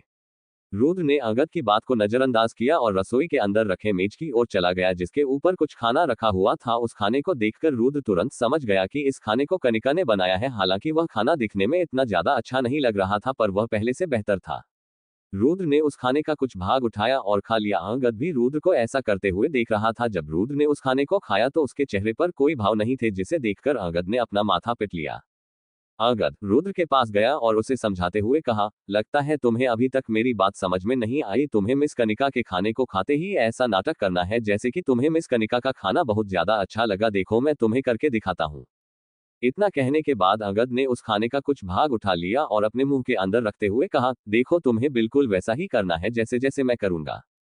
और जैसे ही उस खाने का स्वाद अंगद के मुंह में घुला, वह एक कोने में बैठकर उस खाने को बाहर निकालने लगा। उसने रुद्र से कहा, तुम सच कह रहे थे, मिस कनिका को सच में खाना पकाना नहीं आता। पर जैसे ही उसकी नजर रुद्र पर गई, वह हैरान हो गया क्योंकि रुद्र मिस कनिका का खाना बड़े चाव से खा रहा था। हालांकि उसके चेहरे पर कोई भाव नहीं थे, पर उसे देखकर ऐसा लग रहा था कि सच में उसे वह खाना अच्छा लगा। अंगद तुरंत खड़ा हो गया और उसने अपनी बात को वापस लेते हुए कहा, देखो मैंने अभी जो कुछ भी कहा उसे भूल जाओ। ये खाना सच में किसी के भी खाने के लायक नहीं है। रुद्र ने अंगद की कोई बात नहीं सुनी, बल्कि उस खाने को खाते हुए कहा, देखो मुझे भूख लगी है और वैसे भी ये खाना पहले से बहुत ज्यादा अच्छा है। रुद्र की बात सुनकर अंगद ने भी कुछ नहीं कहा और वह उस जगह से चला गया। अगले दिन सूरज की किरणें रसोई के अंदर पड़ी और कनिका ने धीरे से अपनी आंख खोली। उसने अपने आसपास देखा और फिर कहा, लगता है कल मैं इतनी ज्यादा थक गई थी, मेरी आंख रसोई के अंदर ही लग गई। अगर बाहर किसी को इस बारे में पता चल गया कि वर्मा परिवार की मिस दिन रात खाना बनाने का अभ्यास कर रही है, तो वे मेरे बारे में क्या सोचेंगे? कनिका ने गहरी सांस ली और अपने आप से कहा, पर मुझे कोई फर्क नहीं पड़ता कि कोई मेरे बारे में क्या सोचेगा। अभी कनिका इसी बारे में सोच रही थी, तभी उसे कुछ एहसास हुआ। उसे अपने पीछे दीवार बिल्कुल भी महसूस नहीं हो रही थी और उसके पीठ पीछे कोई मुलायम चीज थी। कनिका ने धीरे से अपना सर घुमाया तो उसे अपने बहुत ज्यादा करीब रुद्र का चेहरा दिखाई दिया। रुद्र उसके इतना ज्यादा करीब था, कनिका रुद्र की गर्म सांसों को भी महसूस कर सकती थी। और कनिका के पीठ पीछे मुलायम चीज और कुछ नहीं बल्कि रुद्र का हाथ था और कनिका रात भर रुद्र के कंधे पर सो रही थी। अब आगे क्या होगा? आखिरकार कनिका रुद्र को अपने इतने ज्यादा करीब देखकर क्या करेगी? क्या वह इस चीज का दोषी रुद्र को ठहराएगी? रुद्र को अपने इतने ज्यादा करीब देखकर कनिका चिल्लाने ही वाली थी, तभी वह रुक गई और रुद्र के चेहरे को ध्यान से देखने लगी। रुद्र सोते वक्त बहुत ज्यादा मनमोहक लग रहा था और जब कनिका ने इतने ज्यादा पास से रुद्र का चेहरा देखा तो वह भी कुछ पल हैरान हो गई। रुद्र वर्मा परिवार का सलाहकार था, जिस वजह से वह कुछ ज्यादा खास कपड़े नहीं पहनता था और शायद इसी वजह से आज तक कनिका ने रुद्र का इतना मनमोहक चेहरा नहीं देखा। कनिका कुछ पल रुद्र के चेहरे को देखती रही और फिर पता नहीं उसे क्या हो गया, वह रुद्र के और करीब जाने लगी। इससे पहले कनिका रुद्र के और ज्यादा करीब पहुंच पाती तभी रसोई के बाहर से किसी की आवाज आई, रुद्र। ये आवाज किसी और की नहीं बल्कि अंगद की थी और वह कुछ ही पल के अंदर रसोई के अंदर आने वाला था। कनिका झटके से होश में आई और वह रुद्र के कंधे पर सर रखकर सोने का नाटक करने लगी। हालांकि यह बात अलग थी, अब तक शर्म की वजह से कनिका का चेहरा पूरी तरह लाल हो गया था। अंगद रसोई के अंदर आ गया, जहां अब तक अंगद की आवाज सुनकर रुद्र भी उठ गया था। अंगद को देखकर रुद्र की भौहें चढ़ गई और उसने तीखी नजर से अंगद को देखते हुए कहा, तुम इस वक्त यहाँ पर क्या करने के लिए आए हो? अंगद ने रुद्र के सवाल का जवाब ना देते हुए चिंता में कहा, मिस कनिका को क्या हो गया? इनका चेहरा इतना ज्यादा लाल क्यों है? अंगद की बात सुनकर रुद्र ने कनिका की ओर देखा और उसका सर छूने के बाद रुद्र को पता चला कि उसको बुखार है। रुद्र ने गहरी सांस ली और फिर अपने आप से कहा, यह सब मेरी वजह से हुआ। मैं मिस कनिका को यहाँ से उठाकर ले जाने ही वाला था, पर मैंने सोचा शायद इस वजह से मिस कनिका उठ जाएगी, इसलिए मैंने रात भर उनकी रक्षा करने के लिए यहीं पर रुकने के बारे में सोचा, पर मुझे नहीं पता मेरी आंख कब लग गई। इतना कहने के बाद रुद्र उठ गया और उसने कनिका को अपनी गोद में उठा लिया। रुद्र उस जगह से जाने ही वाला था तभी अंगद बोला, रुद्र, मिस कनिका को अभी किसी से मिलना होगा, वह आदमी बहुत ज्यादा खास है। तुम्हें दिख नहीं रहा मिस कनिका की तबीयत खराब है, इस वक्त मिस कनिका किसी से नहीं मिल सकती, रुद्र ने अंगद को टोकते हुए कहा। इतना कहने के बाद रुद्र उस जगह से जाने लगा, पर तभी अंगद ने चिल्लाते हुए कहा, वह आदमी कोई आम आदमी नहीं है, उसके पास राष्ट्रीय चिन्ह है। राष्ट्रीय चिन्ह के बारे में सुनकर रुद्र अपनी जगह पर रुक गया, और रुकता भी क्यों नहीं, जिस किसी के भी पास राष्ट्रीय चिन्ह होता है वह कोई आम आदमी नहीं होता, उसका ताल्लुक राज परिवार से होता है। राष्ट्रीय चिन्ह के द्वारा दिया गया आदेश सम्राट के आदेश बराबर होता है। अगर कोई इस आदेश को नहीं मानता तो इसका मतलब वह सम्राट के आदेश को नहीं मान रहा, और इस आदेश को ना मानने वाले की सजा भी कम से कम मौत होती है। कुछ देर उसी जगह पर खड़े होने के बाद रुद्र अंगद से बोलो, वह आदमी जो कोई भी है उसे जाकर साफ साफ मना कर दो, फिलहाल मिस कनिका आपसे नहीं मिल सकती क्योंकि उनकी तबीयत खराब है। रुद्र की बात सुनकर अंगद हैरान हो गया और वह लगभग बेहोश होने ही वाला था, तभी उसने अपने आप को संभाला और रुद्र से कहा, पर रुद्र, मैंने तुम्हें जैसा कहा बिल्कुल वैसा करो, रुद्र ने अंगद की बात को काटते हुए कहा। रुद्र की बात सुनकर अंगद भी रुक गया और वह रुद्र को जाते हुए देखने के अलावा कुछ नहीं कर पाया। इधर यहाँ से वर्मा परिवार की ओर जाते हुए रुद्र के चेहरे पर बिल्कुल भी चिंता नहीं थी और उसने जो कुछ भी कहा था बहुत सोच समझकर कहा था। रुद्र यह बात बहुत अच्छे से जानता था, वह सम्राट के आदेश को बिल्कुल भी नहीं टाल सकता, पर रुद्र ये भी जानता था यह आदेश सम्राट का नहीं बल्कि तीसरे राजकुमार राजीव का होगा, और वह राष्ट्रीय चिन्ह भी राजीव ने अपने किसी सिपाही को देकर मिस कनिका को बुलवाने के लिए कहा होगा। रुद्र ने अपने आप से कहा, मैं जानता हूँ राजीव दिल का बुरा इंसान नहीं है, अगर मैंने उसके आदेश को नहीं माना वह इस बात को अपने दिल से नहीं लगाएगा। इतना सोचने के बाद रुद्र उस जगह से जाने के लिए बिल्कुल तैयार था, पर तभी कनिका झटके से रुद्र की गोद में से उठकर खड़ी हो गई और उसने तुरंत अंगद से कहा, तुम्हें कुछ भी करने की कोई जरूरत नहीं, मैं कुछ देर में तैयार होकर बाहर आती हूँ।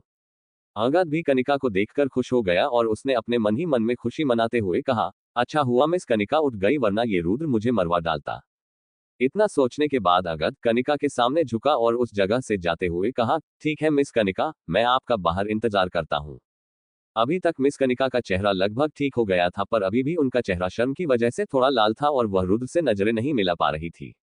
कनिका ने गंभीर होकर रुद्र से कहा, तुम अपने आप को क्या समझते हो? क्या ऐसा करके तुम सीधा सम्राट का सामना करना चाहते हो?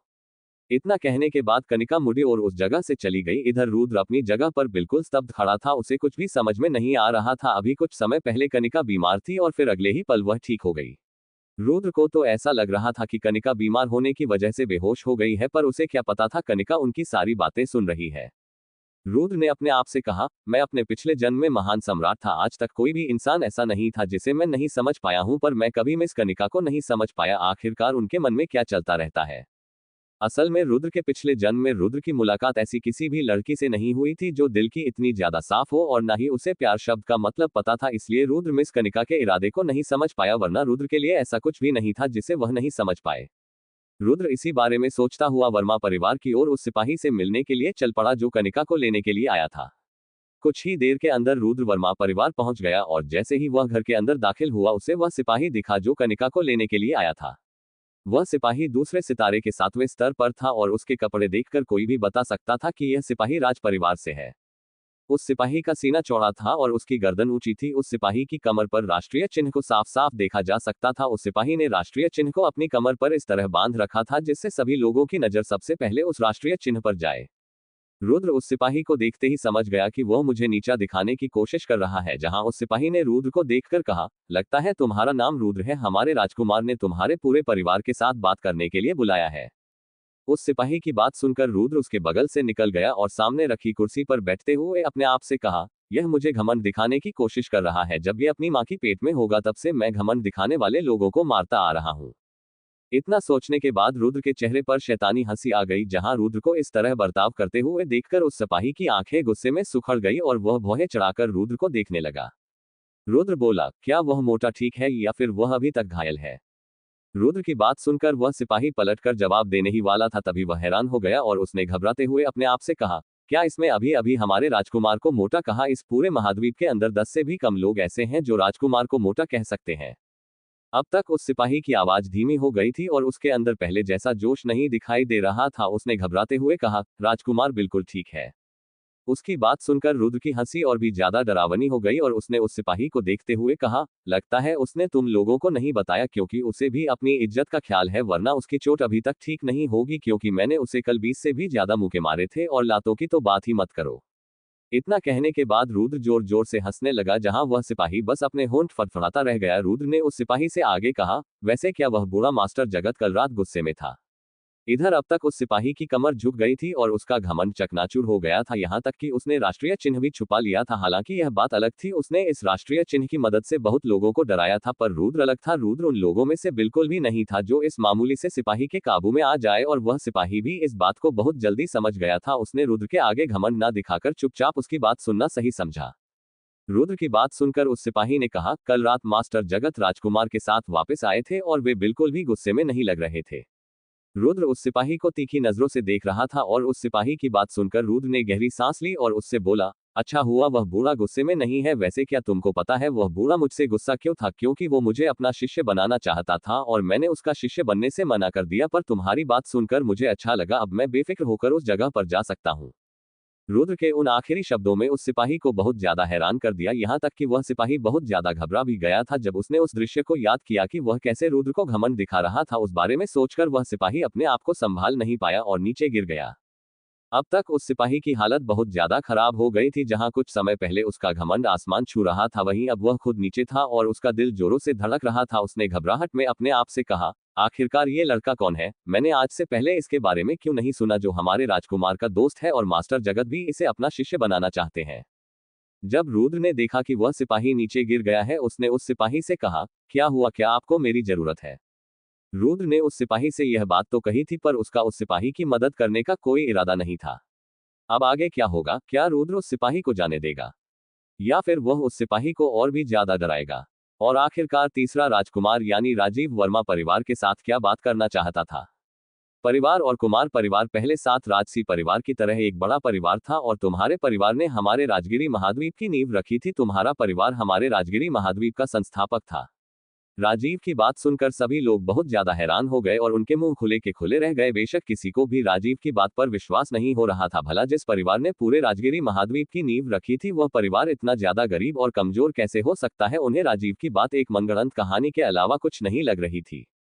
अब आगे क्या होगा? आखिरकार तीनों परिवार के पीछे क्या राज था?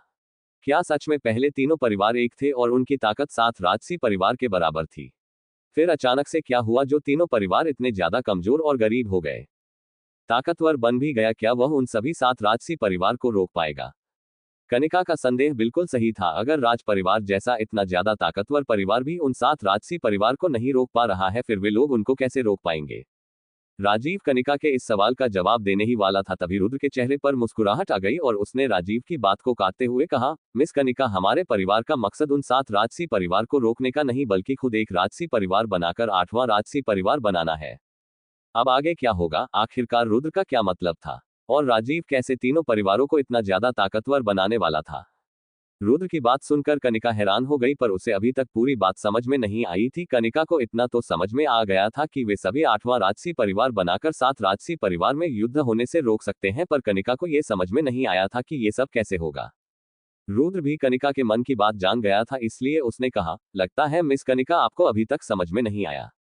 जब हमारा 8वां राजसी परिवार बनेगा सभी परिवारों के बीच में संतुलन बन जाए, क्योंकि युद्ध जब होता है जब किसी को युद्ध जीतने का पूरा विश्वास हो, पर हमारा 8वां राजसी परिवार बनने की वजह से कोई भी एक दूसरे के साथ युद्ध करके नहीं जीत पाएगा, और 7 राजसी परिवार इतने ज्यादा पागल भी नहीं है जो एक दूसरे के साथ युद्ध करके 8वें राजसी परिवार को फायदा उठाने का मौका दे।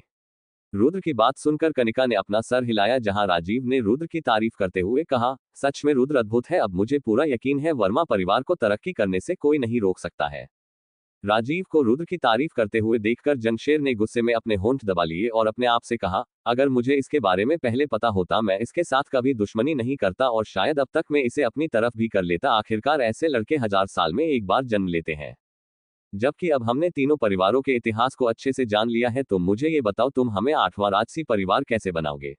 रुद्र ने राजीव को घूर कर देखते हुए कहा। रुद्र की बात सुनकर राजीव की भौहें चढ़ गई, पर उसने अपने चेहरे पर मुस्कुराहट लाते हुए कहा, लगता है तुमने हमारे राज परिवार को कम आंक लिया। हमारे राज परिवार के पास इतना ज्यादा खजाना है जिसकी मदद से तुम्हारा परिवार 8वां राजसी परिवार बन जाएगा। 8वां राजसी परिवार के होने का यह मतलब नहीं था कि सम्राट ने कह दिया कि तीनों परिवार आज से राजसी परिवार है, बल्कि अगर किसी परिवार को राजसी परिवार बनना है, इसके लिए उस परिवार के पास राजसी परिवार जितनी ताकत होनी चाहिए, वरना सम्राट कितने भी दम लगा ले वह किसी भी परिवार को राजसी परिवार नहीं बना सकता। राजीव की बात सुनकर रुद्र के चेहरे पर हल्की मुस्कुराहट आ गई। उसने कहा, तुम्हें मेरी बात समझ में नहीं आई। मैं जानता हूँ राज परिवार के पास इतनी ज्यादा ताकत है, वह किसी को भी राजसी परिवार बना सकता है, पर तुम्हें क्या लगता है 7 राजसी परिवार यह सब होता हुआ आराम से देखते रहेंगे? बल्कि वह ऐसा कुछ होने से पहले ही हमारे परिवार को खत्म कर देंगे। रुद्र की बात सुनकर जसवीर और जंगशेर के शरीर में कपकपी उठ गई। अभी कुछ समय पहले वे दोनों ये सोचकर खुश हो रहे थे कि अब उनका परिवार भी निचले स्तर से उठकर आगे जाएगा, पर रुद्र की बातों ने उन दोनों को धरती पर पटक दिया। उन्हें भी रुद्र की बात समझ में आ गई थी। कोई भी राजसी परिवार नहीं चाहेगा कि उनका जितना ताकतवर एक और परिवार खड़ा हो जाए, इसलिए वे ऐसा कुछ होने से पहले ही उस परिवार को पूरी तरह नष्ट कर देंगे और सम्राट को इस चीज की भनक भी नहीं लगेगी। जसवीर और जंगशेर अपने परिवार को और भी ज्यादा ताकतवर बनाना चाहते थे, पर वे दोनों ये बिल्कुल भी नहीं चाहते थे कि उनका परिवार पूरी तरह खत्म हो जाए। सभी के चेहरे पर अड़ा देखकर राजीव मुस्कुराया और सभी लोगों से कहा, आप सभी को क्या लगता है एक परिवार को ताकतवर बनाने के लिए किस चीज की जरूरत पड़ती है? इसका जवाब कनिका ने देते हुए कहा, बहुत सारी ताकत बढ़ाने वाली दवाएं और स्पिरिचुअल स्टोन।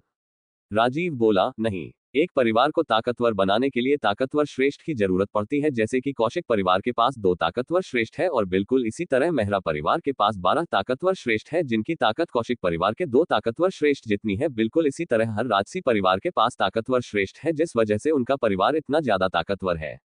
इतना कहने के बाद राजीव ने बाहर का नजारा देखते हुए आगे कहा, चलो मैं आपको इस योजना की तैयारी के बारे में बताता हूँ। यह योजना उस वक्त शुरू हुई थी जब आप तीनों का परिवार एक समृद्ध परिवार था, पर हमारे सम्राट ने आपके परिवार से सब कुछ छीन लिया, जिस वजह से आपका परिवार इतना ज्यादा कमजोर हो गया, किसी का भी ध्यान आपके परिवार पर नहीं गया। सभी लोगों को लगता है कि आपका परिवार बहुत ज्यादा कमजोर है, पर उन 7 राजसी परिवार वालों ने ये कभी नहीं सोचा होगा कि आपके पास अभी तक 3 पुश्तैनी मार्शल आर्ट है जो पीढ़ियों से आपके परिवार में चली आ रही है। आपके पूर्वजों ने उन पुश्तैनी मार्शल आर्ट को देते वक्त कहा होगा कि इनकी रक्षा अपनी जान गंवाकर भी करना। उन तीनों मार्शल आर्ट का आपके पास होने का मतलब है कि आप आज भी अपने परिवार को पहले की तरह ताकतवर परिवार बना सकते हैं। इतना कहने के बाद राजीव ने उन सभी की तरफ देखा और कहा, तुम तीनों के पास जो निचले स्तर की मार्शल आर्ट है, जब उनको मिलाया जाएगा उस वक्त एक ऐसी मार्शल आर्ट तैयार होगी जो ऊपरी स्तर की मार्शल आर्ट से भी बहुत ज्यादा ताकतवर होगी। जैसे ही सभी लोग राजीव की वह बात सुनते हैं, उनके चेहरे पर हैरानी के भाव आ जाते हैं। किसी को भी नहीं लगा था उनके पास जो निचले स्तर के मार्शल आर्ट है वह इतनी ताकतवर मार्शल आर्ट में भी बदल सकती है। इधर रुद्र ने राजीव की बात सुनकर अपने आप से कहा, मुझे अब समझ में आया मास्टर राजेश तीनों परिवार की पुश्तैनी मार्शल आर्ट को इकट्ठा करने के पीछे क्यों लगे थे, क्योंकि उन्हें इस बारे में पहले से ही पता था, और कौन नहीं चाहेगा उनके पास इतनी ज्यादा ताकतवर मार्शल आर्ट हो। राजीव मेज के पास चला गया और उसने अपनी स्पेस रिंग के अंदर से एक किताब बाहर निकालते हुए कहा, इस किताब के अंदर वह तरीका लिखा है जिसकी मदद से तुम लोग अपनी अपनी मार्शल आर्ट को एक कर सकते हो। राजीव की बात सुनकर रुद्र ने उस किताब को देखते हुए कहा, इसका मतलब राज परिवार ही वह तरीका जानता है जिसकी मदद से ताकतवर मार्शल आर्ट बनाई जा सकती है। राजीव मुस्कुराया और उसने कहा, बिल्कुल सही, तुम सच में बहुत ज्यादा समझदार हो। इतने कहने के बाद राजीव ने तीनों परिवार के मुखिया की ओर देखते हुए कहा, तीनों परिवार के मुखिया अपनी अपनी पुश्तैनी मार्शल आर्ट को मेज पर रख दीजिए। राजीव की बात सुनकर कनिका ने तुरंत अपने परिवार की पुश्तैनी मार्शल आर्ट को निकालकर मेज पर रख दिया। मेहरा परिवार ने विवेक को भेजकर वर्मा परिवार से वह पुश्तैनी मार्शल आर्ट लेने की कोशिश की थी, पर रुद्र की वजह से वे लोग ऐसा नहीं कर पाए। वरना अगर रुद्र की मुलाकात कनिका के साथ जंगल में नहीं होती, वे लुटेरे कब के कनिका से वह पुश्तैनी मार्शल आर्ट लेने के बाद मेहरा परिवार को दे चुके होते। इधर जसवीर और जंगशेर को कुछ याद आया और उनके चेहरे उतर गए। उनके उतरे हुए चेहरे को देखकर राजीव की मुस्कुराहट चली गई और उसने गंभीर होकर कहा, क्या हुआ? अब तुम मुझे ये मत कहना तुम्हारे पास वह पुश्तैनी मार्शल आर्ट नहीं है। राजीव की बात सुनकर जसवीर तुरंत अपने घुटनों के बल बैठ गया और उसने तुरंत राजीव से कहा, राजकुमार मुझे माफ करना, मेहरा परिवार ने हमारे ऊपर हमला करके उस पुश्तैनी मार्शल आर्ट को छीन लिया था। जंगशेर भी तुरंत जसवीर की बगल में अपने घुटनों के बल बैठ गया और उसने भी राजीव से माफी मांगते हुए कहा, मुझे भी माफ करना, हमारी मार्शल आर्ट को भी मेहरा परिवार ने धोखे से छीन लिया। हालांकि जंगशेर ने खुद अपनी इच्छा से मध्य स्तर की मार्शल आर्ट के बदले में अपनी पुश्तैनी मार्शल आर्ट दी थी, पर वह राजीव को सब कुछ सच नहीं बता सकता था, वरना राजीव तुरंत जंगशेर को मरवा डालेगा। राजीव ने गुस्से में अपने हाथ को टेबल पर दे मारा और उसका पूरा शरीर गुस्से की वजह से कांप उठा। राजीव ने उन दोनों पर चिल्लाते हुए कहा, क्या तुम दोनों अपने परिवार का मुखिया बनने के लायक भी हो? तुम्हारे पूर्वजों ने तुमसे साफ साफ कहा होगा उन पुश्तैनी मार्शल आर्ट की रक्षा अपनी जान गंवाकर भी करना, क्योंकि वे दोनों मार्शल आर्ट तुम्हारी जान से भी बहुत ज्यादा कीमती थी। राजीव की बात सुनकर जंगशेर ने कुछ पल सोचा और फिर राजीव को सुझाव देते हुए कहा, पर राजकुमार आपका राज परिवार बहुत ज्यादा ताकतवर है और आपके पास खजानों की भी कमी नहीं होगी, क्यों ना आप इस मार्शल आर्ट जितनी ताकतवर एक और मार्शल आर्ट दे दीजिए। जंगशेर की बात सुनकर राजीव को जंगशेर पर बहुत ज्यादा गुस्सा आने लगा। राजीव का मान जंगशेर को मारने का कर रहा था। उसने जंगशेर पर चिल्लाते हुए कहा, तुम्हें क्या लगता है इतनी ताकतवर मार्शल आर्ट सड़क पर पड़ी हुई मिल जाएगी?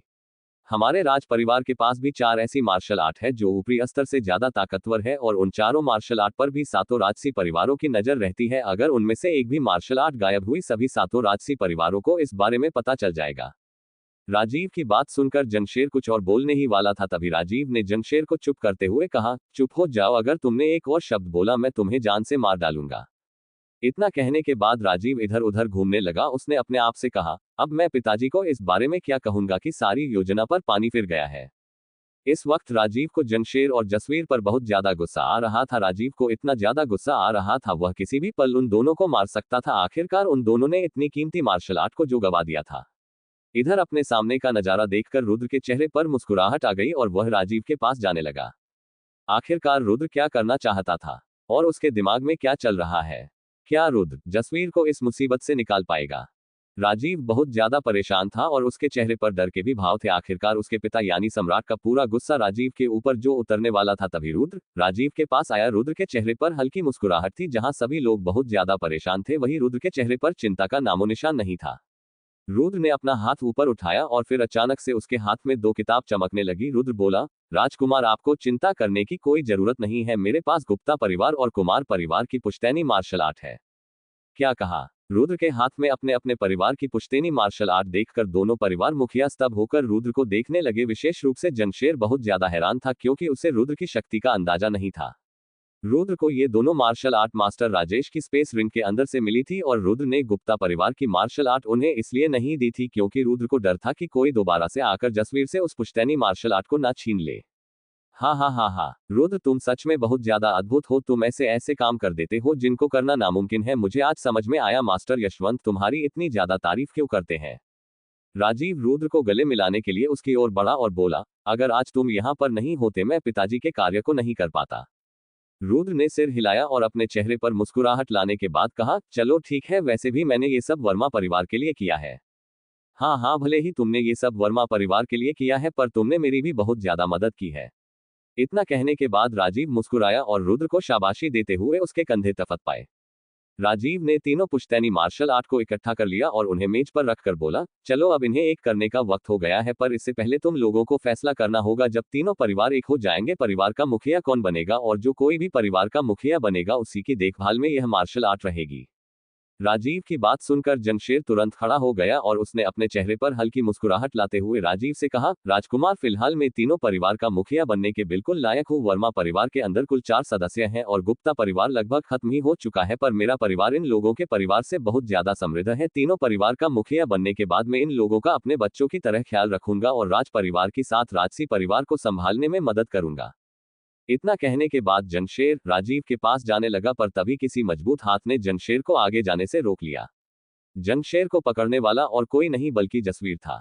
जसवीर ने जमशेर को घूरते हुए कहा, तुम फिलहाल अभी अभी तीसरे सितारे पर पहुंचे हो, जरा एक बार मुझे ध्यान से देखो और फिर बताओ क्या तुम मेरा सामना कर सकते हो।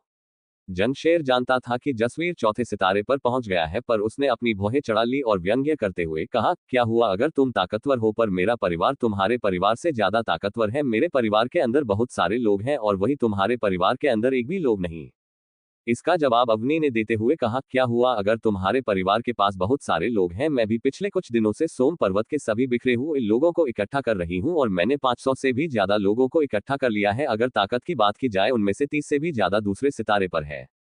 अवनी की बात सुनकर जमशेर जोर जोर से हंसने लगा और उसने गुप्ता परिवार का मजाक बनाते हुए कहा, तुम क्या चाहती हो, हम लोग तुम्हें तीनों परिवार का मुखिया बना दे। सभी लोग जानते हैं तुम्हारा ताल्लुक लुटेरों के साथ है। अगर हमने तुम्हें मुखिया बना दिया, सातों राजसी परिवार हमारे ऊपर हंसेंगे। भला हम एक लुटेरे को अपने परिवार का मुखिया कैसे बना सकते हैं। बगल में खड़ा हुआ रुद्र भी उन सभी की बातें सुन रहा था। उसने उन सभी के ऊपर हंसते हुए कहा, अभी 8वां राजसी परिवार बना भी नहीं और इन्होंने अभी से लड़ना शुरू कर दिया। मास्टर जगत और राजीव को भी उन सभी की नादानी पर हंसी आ रही थी। ये लोग बिल्कुल भी नहीं जानते थे, अगर गलती से भी इस बारे में सातों राजसी परिवार को पता चल गया, वे लोग 8वां राजसी परिवार बनने से पहले ही इन तीनों के परिवार को पूरी तरह खत्म कर देंगे। कनिका को भी उन सभी पर बहुत ज्यादा गुस्सा आ रहा था, क्योंकि उन्होंने वर्मा परिवार को पूरी तरह नजरअंदाज कर दिया था। वे लोग वर्मा परिवार को इस लायक भी नहीं समझ रहे थे कि उनकी राय लेनी भी जरूरी समझे। पर तभी मेज पर किसी ने हाथ मारा और उस आवाज को सुनकर सभी लोग शांत हो गए। सभी को शांत कराने वाला और कोई नहीं बल्कि समर वर्मा था। इस वक्त समर का बच्चों वाला स्वभाव पूरी तरह खत्म हो गया था और उसकी आंखें स्थिर थी, यहां तक कि समर का ऐसा रूप देखकर रुद्र की भौहें चढ़ी गई। समर ने सभी को देखा और दृढ़ संकल्प के साथ कहा, इस जगह पर तीनों परिवार का मुखिया बनने के लिए अगर कोई लायक है वह वर्मा परिवार है। समर की बात सुनकर जमशेर का बेटा विवेक भड़क गया और उसने समर से कहा, बच्चे ये तो क्या बोल रहा है, इस जगह पर सबसे ज्यादा कमजोर परिवार तेरा है। विवेक की बात सुनकर समर के चेहरे पर शैतानी हंसी आ गई। उस हंसी को देखकर सभी लोगों को किसी की याद आने लगी और वह और कोई नहीं बल्कि रुद्र था। अवनी ने समर को देखते हुए कहा, यह लड़का भी उस रुद्र की तरह बनता जा रहा है। समर पूरे आत्मविश्वास के साथ बोला, मैं मानता हूं मेरे और मेरी बहन के अलावा हमारे परिवार के अंदर एक सिपाही और एक सलाहकार है, जो कि ज्यादा लोग नहीं है और न ही हमारे परिवार के अंदर ताकतवर मार्शल आर्ट, हथियार और दवाएं हैं, पर हमारे पास कुछ ऐसा है जो आप तीनों परिवार के पास बिल्कुल भी नहीं है। इतना कहने के बाद समर ने रुद्र की ओर देखते हुए कहा, हमारे पास सलाहकार रुद्र है और आप सभी को हमारे सलाहकार की ताकत के बारे में पता है। समर की बात सुनकर जमशेर बौखला गया और उसने रुद्र की ओर इशारा करते हुए कहा, तुम्हारे कहने का मतलब है हम इसे अपने परिवार का मुखिया बना दे। मुखिया बनने के बाद तीनों परिवारों का सारा खजाना इसके पास होगा और मैं ऐसा कभी नहीं होने दूंगा। रुद्र समर की बगल में खड़ा था और उसने समर के अंदर इतना आत्मविश्वास कभी नहीं देखा था। उसने आगे बढ़ते हुए अपने आप से कहा, यह लड़का कभी कभी मेरे ऊपर इतना ज्यादा विश्वास करता है, मैं इसे बिल्कुल भी निराश नहीं करूंगा। इतना कहने के बाद रुद्र ने अपने स्पेस रिंग के अंदर से एक कागज बाहर निकाला और उसे मेज पर रख दिया। इस कागज के ऊपर वह सौदा था जिसे कौशिक परिवार ने रुद्र के साथ किया था और जैसे ही राजीव की नजर उस सौदे पर गई, उसे अपनी आंखों पर बिल्कुल भी यकीन नहीं हुआ। उसके शरीर में कपकपी उठ गई और वह तुरंत अपनी कुर्सी से खड़ा हो गया, यहां तक कि इतनी देर से शांत खड़े मास्टर जगत की आंखें भी सिकुड़ गई। कौशिक परिवार 7 राजसी परिवार में से एक था और वर्मा परिवार बिल्कुल भी कौशिक परिवार के साथ सौदा करने के लायक नहीं था। 7 राजसी परिवार के साथ सिर्फ बाकी के 6 राजसी परिवार ही सौदा कर सकते थे, क्योंकि उनके अंदर ही इतनी ज्यादा क्षमता थी। जब से मास्टर जगत राजीव के साथ इस जगह पर आए थे, उन्होंने अपने मुंह से एक भी शब्द नहीं निकाला था, पर रुद्र के कारनामे ने उन्हें बोलने पर मजबूर कर दिया। लड़के, तूने ये सब कैसे किया? मास्टर जगत की बात सुनकर रुद्र ने उनकी तरफ देखा और धीरे से मुस्कुराया, फिर सभी लोगों की तरफ देखते हुए कहा, हालांकि कौशिक परिवार का सौदा मेरे साथ है, ना कि वर्मा परिवार के, पर जब तक मैं वर्मा परिवार के साथ हूं उन्हें तरक्की करने से कोई नहीं रोक सकता है। यहां तक कि तुम दोनों का परिवार भी सिर्फ मेरे लिए बोझ है। तुम्हारे परिवार के बिना भी मैं अपने परिवार को राजसी परिवार जितना ताकतवर बना सकता हूं। रुद्र की बात सुनकर सभी की बोलती बंद हो गई और किसी की भी हिम्मत बोलने की नहीं हो रही थी। रुद्र की बात सुनकर कनिका ने शर्माते हुए रुद्र की ओर देखा, जिसके चेहरे पर हल्की मुस्कुराहट थी और वह पूरा आत्मविश्वास से भरा हुआ था। वही समर कुर्सी पर अपना सीना चौड़ा करके बैठा हुआ था, जैसे कि वह पहले से ही जानता था कि कुछ ऐसा ही होने वाला है। अब आगे क्या होगा? क्या सभी लोग वर्मा परिवार को तीनों परिवार का मुखिया बनाने के लिए तैयार हो जाएंगे, या फिर वर्मा परिवार के अंदर कम सदस्य देखकर कुमार परिवार को मुखिया बना देंगे? राजीव ने उस सौदे को ध्यान से देखा और फिर अपने आप से कहा, मैंने कभी नहीं सोचा था एक साधारण परिवार का लड़का साथ राजसी परिवार में से एक परिवार के साथ सौदा करने में कामयाब हो जाएगा। अब कौशिक परिवार खुद वर्मा परिवार की रक्षा करेगा और मुझे नहीं लगता कोई छोटा मोटा परिवार वर्मा परिवार की तरफ आंख उठाकर भी देखेगा। इतना सोचने के बाद राजीव ने रुद्र को ध्यान से देखा और फिर अपने चेहरे पर हल्की मुस्कुराहट लाने के बाद कहा, रुद्र ये बड़े अफसोस की बात है, तुम्हारी काबिलियत इस जगह पर खराब हो रही है, तुम्हें हमारे राज परिवार का सदस्य बन जाना चाहिए।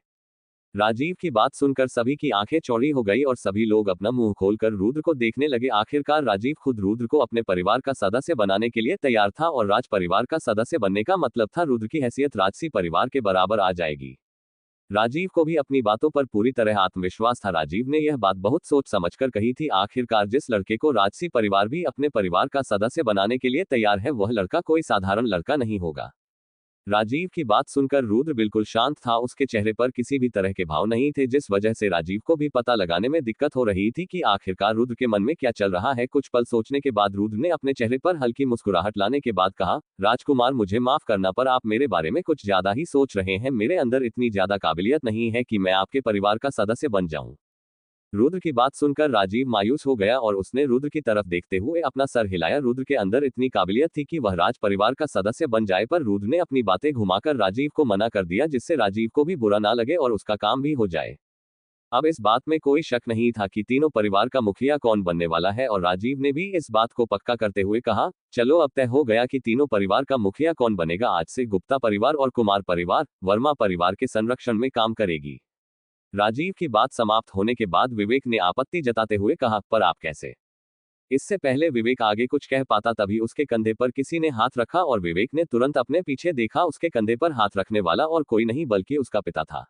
विवेक बोला, पिताजी आप मुझे क्यों रोक रहे हैं? जिस पर जमशेर बोला, अब तय हो चुका है, तीनों परिवार का मुखिया कौन बनेगा, हमें पीछे हट जाना चाहिए। विवेक अपने पिता की बात मानने के लिए बिल्कुल भी तैयार नहीं था। उसके हिसाब से वर्मा परिवार बहुत ज्यादा कमजोर है, जिसके अंदर कुल 4 सदस्य हैं। भला एक 4 सदस्यों वाला परिवार गुप्ता परिवार और कुमार परिवार का मुखिया कैसे बन सकता है? उन दोनों परिवार के अंदर 500 से भी ज्यादा मार्शल आर्टिस्ट है और वही उनके परिवार के अंदर कुल 4 मार्शल आर्टिस्ट। जैसे ही विवेक वापस मुड़कर राजीव को देखता है, उसके कदम अपने आप पीछे हट गए, क्योंकि राजीव गुस्से में उसे घूर कर देख रहा था, जिसके आगे विवेक कुछ नहीं बोल पाया। विवेक को चुप कराने के बाद राजीव ने जसवीर को घूर कर देखा, जिस पर जसवीर ने शांति से कहा, राजकुमार आपको चिंता करने की बिल्कुल भी जरूरत नहीं है, मैं पूरी तरह से वर्मा परिवार की मदद करूंगा, क्योंकि मेरी वजह से ही कनिका के पिता मारे गए थे। जसवीर की बात सुनकर राजीव ने अपने चेहरे पर मुस्कुराहट लाते हुए कहा, जबकि दोनों परिवार वर्मा परिवार को मुखिया बनाने के लिए तैयार हो गए हैं, आज से तीनों परिवार एक है और अब आप सभी यहां से जा सकते हैं। राजीव की बात सुनकर सभी लोग उस जगह से जाने लगते हैं। हालांकि ये बात अलग थी, कुमार परिवार अभी तक वर्मा परिवार को अपना मुखिया मानने के लिए तैयार नहीं था, पर वह राजकुमार के सामने कुछ भी नहीं बोल सकता था, इसलिए वह गुस्से में दांत पीसने के अलावा कुछ नहीं कर पाया। रुद्र भी सभी के साथ उस जगह से जा रहा था, पर तभी राजीव ने रुद्र को रोकते हुए कहा, रुद्र तुम यहीं पर रुको, मुझे तुमसे कुछ बात करनी है। इतना कहने के बाद राजीव रुद्र को बगीचे के अंदर ले गया, जहां रुद्र ने राजीव से पूछा, राजकुमार क्या आप मुझे कुछ कहना चाहते हैं? रुद्र की बात सुनकर राजीव रुक गया और उसने अपने चेहरे पर हल्की मुस्कुराहट लाते हुए कहा, अब जैसा जैसा मैं कहने वाला हूं, तुम्हें बिल्कुल मेरे शब्दों को दोहराना है। इतना कहने के बाद राजीव ने अपना एक हाथ आगे बढ़ाते हुए चिल्लाकर कहा, मैं राजीव राज परिवार का तीसरा राजकुमार आज से सूर्य देव के समक्ष रुद्र को अपना भाई मानता हूं। इतना कहने के बाद राजीव ने मुस्कुराते हुए रुद्र से कहा, अब तुम्हारी बारी। रुद्र उलझन में था और उसे कुछ भी समझ में नहीं आ रहा था। वह इतना समझ गया था कि राजीव उसे अपना भाई बनाना चाहता है। रुद्र के पास भी कोई चारा नहीं था, इसलिए उसने अपना हाथ आगे बढ़ाते हुए कहा, मैं रुद्र वर्मा परिवार का सलाहकार सूर्य देव के समक्ष राजीव को अपना भाई मानता हूं। रुद्र की बात सुनकर राजीव ने गहरी सांस ली, जैसे कि उसके ऊपर से बहुत भारी बोझ हल्का हो गया हो। रुद्र ने पूछा, राजीव मुझे समझ में नहीं आया, तुमने ऐसा क्यों किया? रुद्र ने राजीव का नाम लेने में बिल्कुल भी संकोच नहीं किया। आखिरकार जब राजीव रुद्र को अपना भाई बना रहा था, वह कम से कम उसे उसके नाम से तो बुला सकता था। राजीव को भी रुद्र के मुंह से अपना नाम सुनकर कोई दिक्कत नहीं हुई। राजीव बोला, मैं अभी तक हम दोनों की शर्त नहीं भूला हूं। कल मैं तुमसे हार गया था और हारने वाले को जानवी का पीछा छोड़ना होगा, जबकि अब तुम मेरे सौतेले भाई बन चुके हो। अब मुझे कोई दिक्कत नहीं होगी, क्योंकि मैं इतना भी गिरा हुआ नहीं हूं जो भाई की पत्नी पर नजर डालूं। राजीव की बात सुनकर रुद्र स्तब्ध रह गया और उसने तुरंत कहा, क्या तुमने ये सब उस शर्त की वजह से किया है? वैसे मैं तुमको बता दूं, मिस जानवी मुझे बिल्कुल भी पसंद नहीं करती और ना ही मुझे मिस जानवी पसंद है। वो तो मिस जानवी ने तुमसे पीछा छुड़ाने के लिए मेरा सहारा लिया था। इसका मतलब मेरे पास अभी भी एक मौका है, मैं जानवी का पीछा कर सकता हूं। राजीव के चेहरे पर बड़ी मुस्कुराहट आ गई और वह खुशी के मारे उछलने लगा। रुद्र बोला, हाँ तुम बिल्कुल मिस जानवी का पीछा कर सकते हो और उन्हें तुम्हारे साथ नाटक करने के लिए परेशान भी। हाँ हाँ हाँ हाँ, तुम सच में मेरे भाई हो, तुमने आज मेरी बहुत ज्यादा मदद की है। राजीव की खुशी का कोई ठिकाना नहीं था, वह कल से बेवजह परेशान हो रहा था। तभी रुद्र बोला, वैसे राजीव ये 1200 साल पुरानी योजना क्या है, क्या तुम्हें इसके बारे में कुछ और पता है? रुद्र को शक हो गया था कि इस योजना के पीछे सात राजसी परिवार को संतुलन में लाना नहीं बल्कि कुछ और भी है जो शायद राजीव रुद्र से छुपा रहा था। पर रुद्र की बात सुनकर राजीव ने अपना मासूम चेहरा बनाते हुए कहा, मुझे भी इस बारे में कुछ ज्यादा नहीं पता है, पिताजी ने मुझे जो कुछ भी बताया था वो मैंने तुमको बता दिया। रुद्र की भौहें चढ़ गई और उसने राजीव को घूर कर देखा। रुद्र किसी के भी भाव देखकर यह पता लगाने में सक्षम था कि सामने वाला बंदा झूठ बोल रहा है या फिर नहीं। पर राजीव का मासूम चेहरा देखकर रुद्र को कुछ भी पता नहीं चला। रुद्र ने अपने आप से कहा, या तो ये सब सच बोल रहा है या फिर इसका नाटक इतना ज्यादा अच्छा है मैं भी कुछ पता नहीं लगा पा रहा हूँ। पर मुझे एक बात समझ में नहीं आ रही है, तुम्हारे राज परिवार की इस गुप्त योजना को मेहरा परिवार ने कैसे पता लगाया? रुद्र गंभीर होकर बोला। जिस पर राजीव ने कहा, राज परिवार बहुत ज्यादा बड़ा है, इसके अंदर बहुत ज्यादा सदस्य हैं, शायद उन्हीं में से किसी ने इस खबर को मेहरा परिवार तक पहुंचाया है। राजीव की बात सुनकर रुद्र ने अपना सर हिलाया और कहा, यह तुम्हारे परिवार का मामला है, मैं इसके अंदर नहीं आना चाहता। इतने कहने के बाद रुद्र ने राजीव के साथ अलविदा लेते हुए कहा, राजीव मैं फिलहाल यहाँ से चलता हूँ, जल्द मिलेंगे। इतना कहने के बाद रुद्र पीछे मुंडा और उस जगह से जाने लगा। राजीव की आंखों से रुद्र जैसे ही ओझल हुआ तभी उसके कानों में किसी की आवाज आई, ये लड़का सच में बहुत ज्यादा तेज और चालाक है। राजीव के पीछे और कोई नहीं बल्कि मास्टर जगत खड़े थे, जिन्होंने राजीव और रुद्र की सारी बातें सुनी थी। मास्टर जगत बोले, मैं जितना उस बच्चों को जानता जा रहा हूँ वह बच्चा मुझे किसी की याद दिलाता है। मास्टर जगत की बात सुनकर राजीव बोला, मास्टर आप किसके बारे में बात कर रहे हैं? राजीव की बात सुनकर मास्टर जगत की आंखों में चमक आ गई और उन्होंने कहा, चारों उत्तम श्रेष्ठ के मुखिया अधिपति युग अरोड़ा। मास्टर जगत की बात सुनकर राजीव स्तब्ध रह गया, उसे अपने कानों पर यकीन नहीं हो रहा था, इसलिए उसने पुष्टि करते हुए कहा, क्या आप अधिपति की बात कर रहे हैं? राजीव की बात सुनकर मास्टर जगत ने अपना सर हिलाया, उस बच्चों को अपना सौतेला भाई बनाना तुम्हारे जीवन का सबसे अच्छा फैसला था। मुझे पूरा विश्वास है आगे चलकर ये चार उत्तम श्रेष्ठ में से एक बन जाएगा और उस वक्त ये तुम्हें सिंहासन दिलाने में मदद करेगा।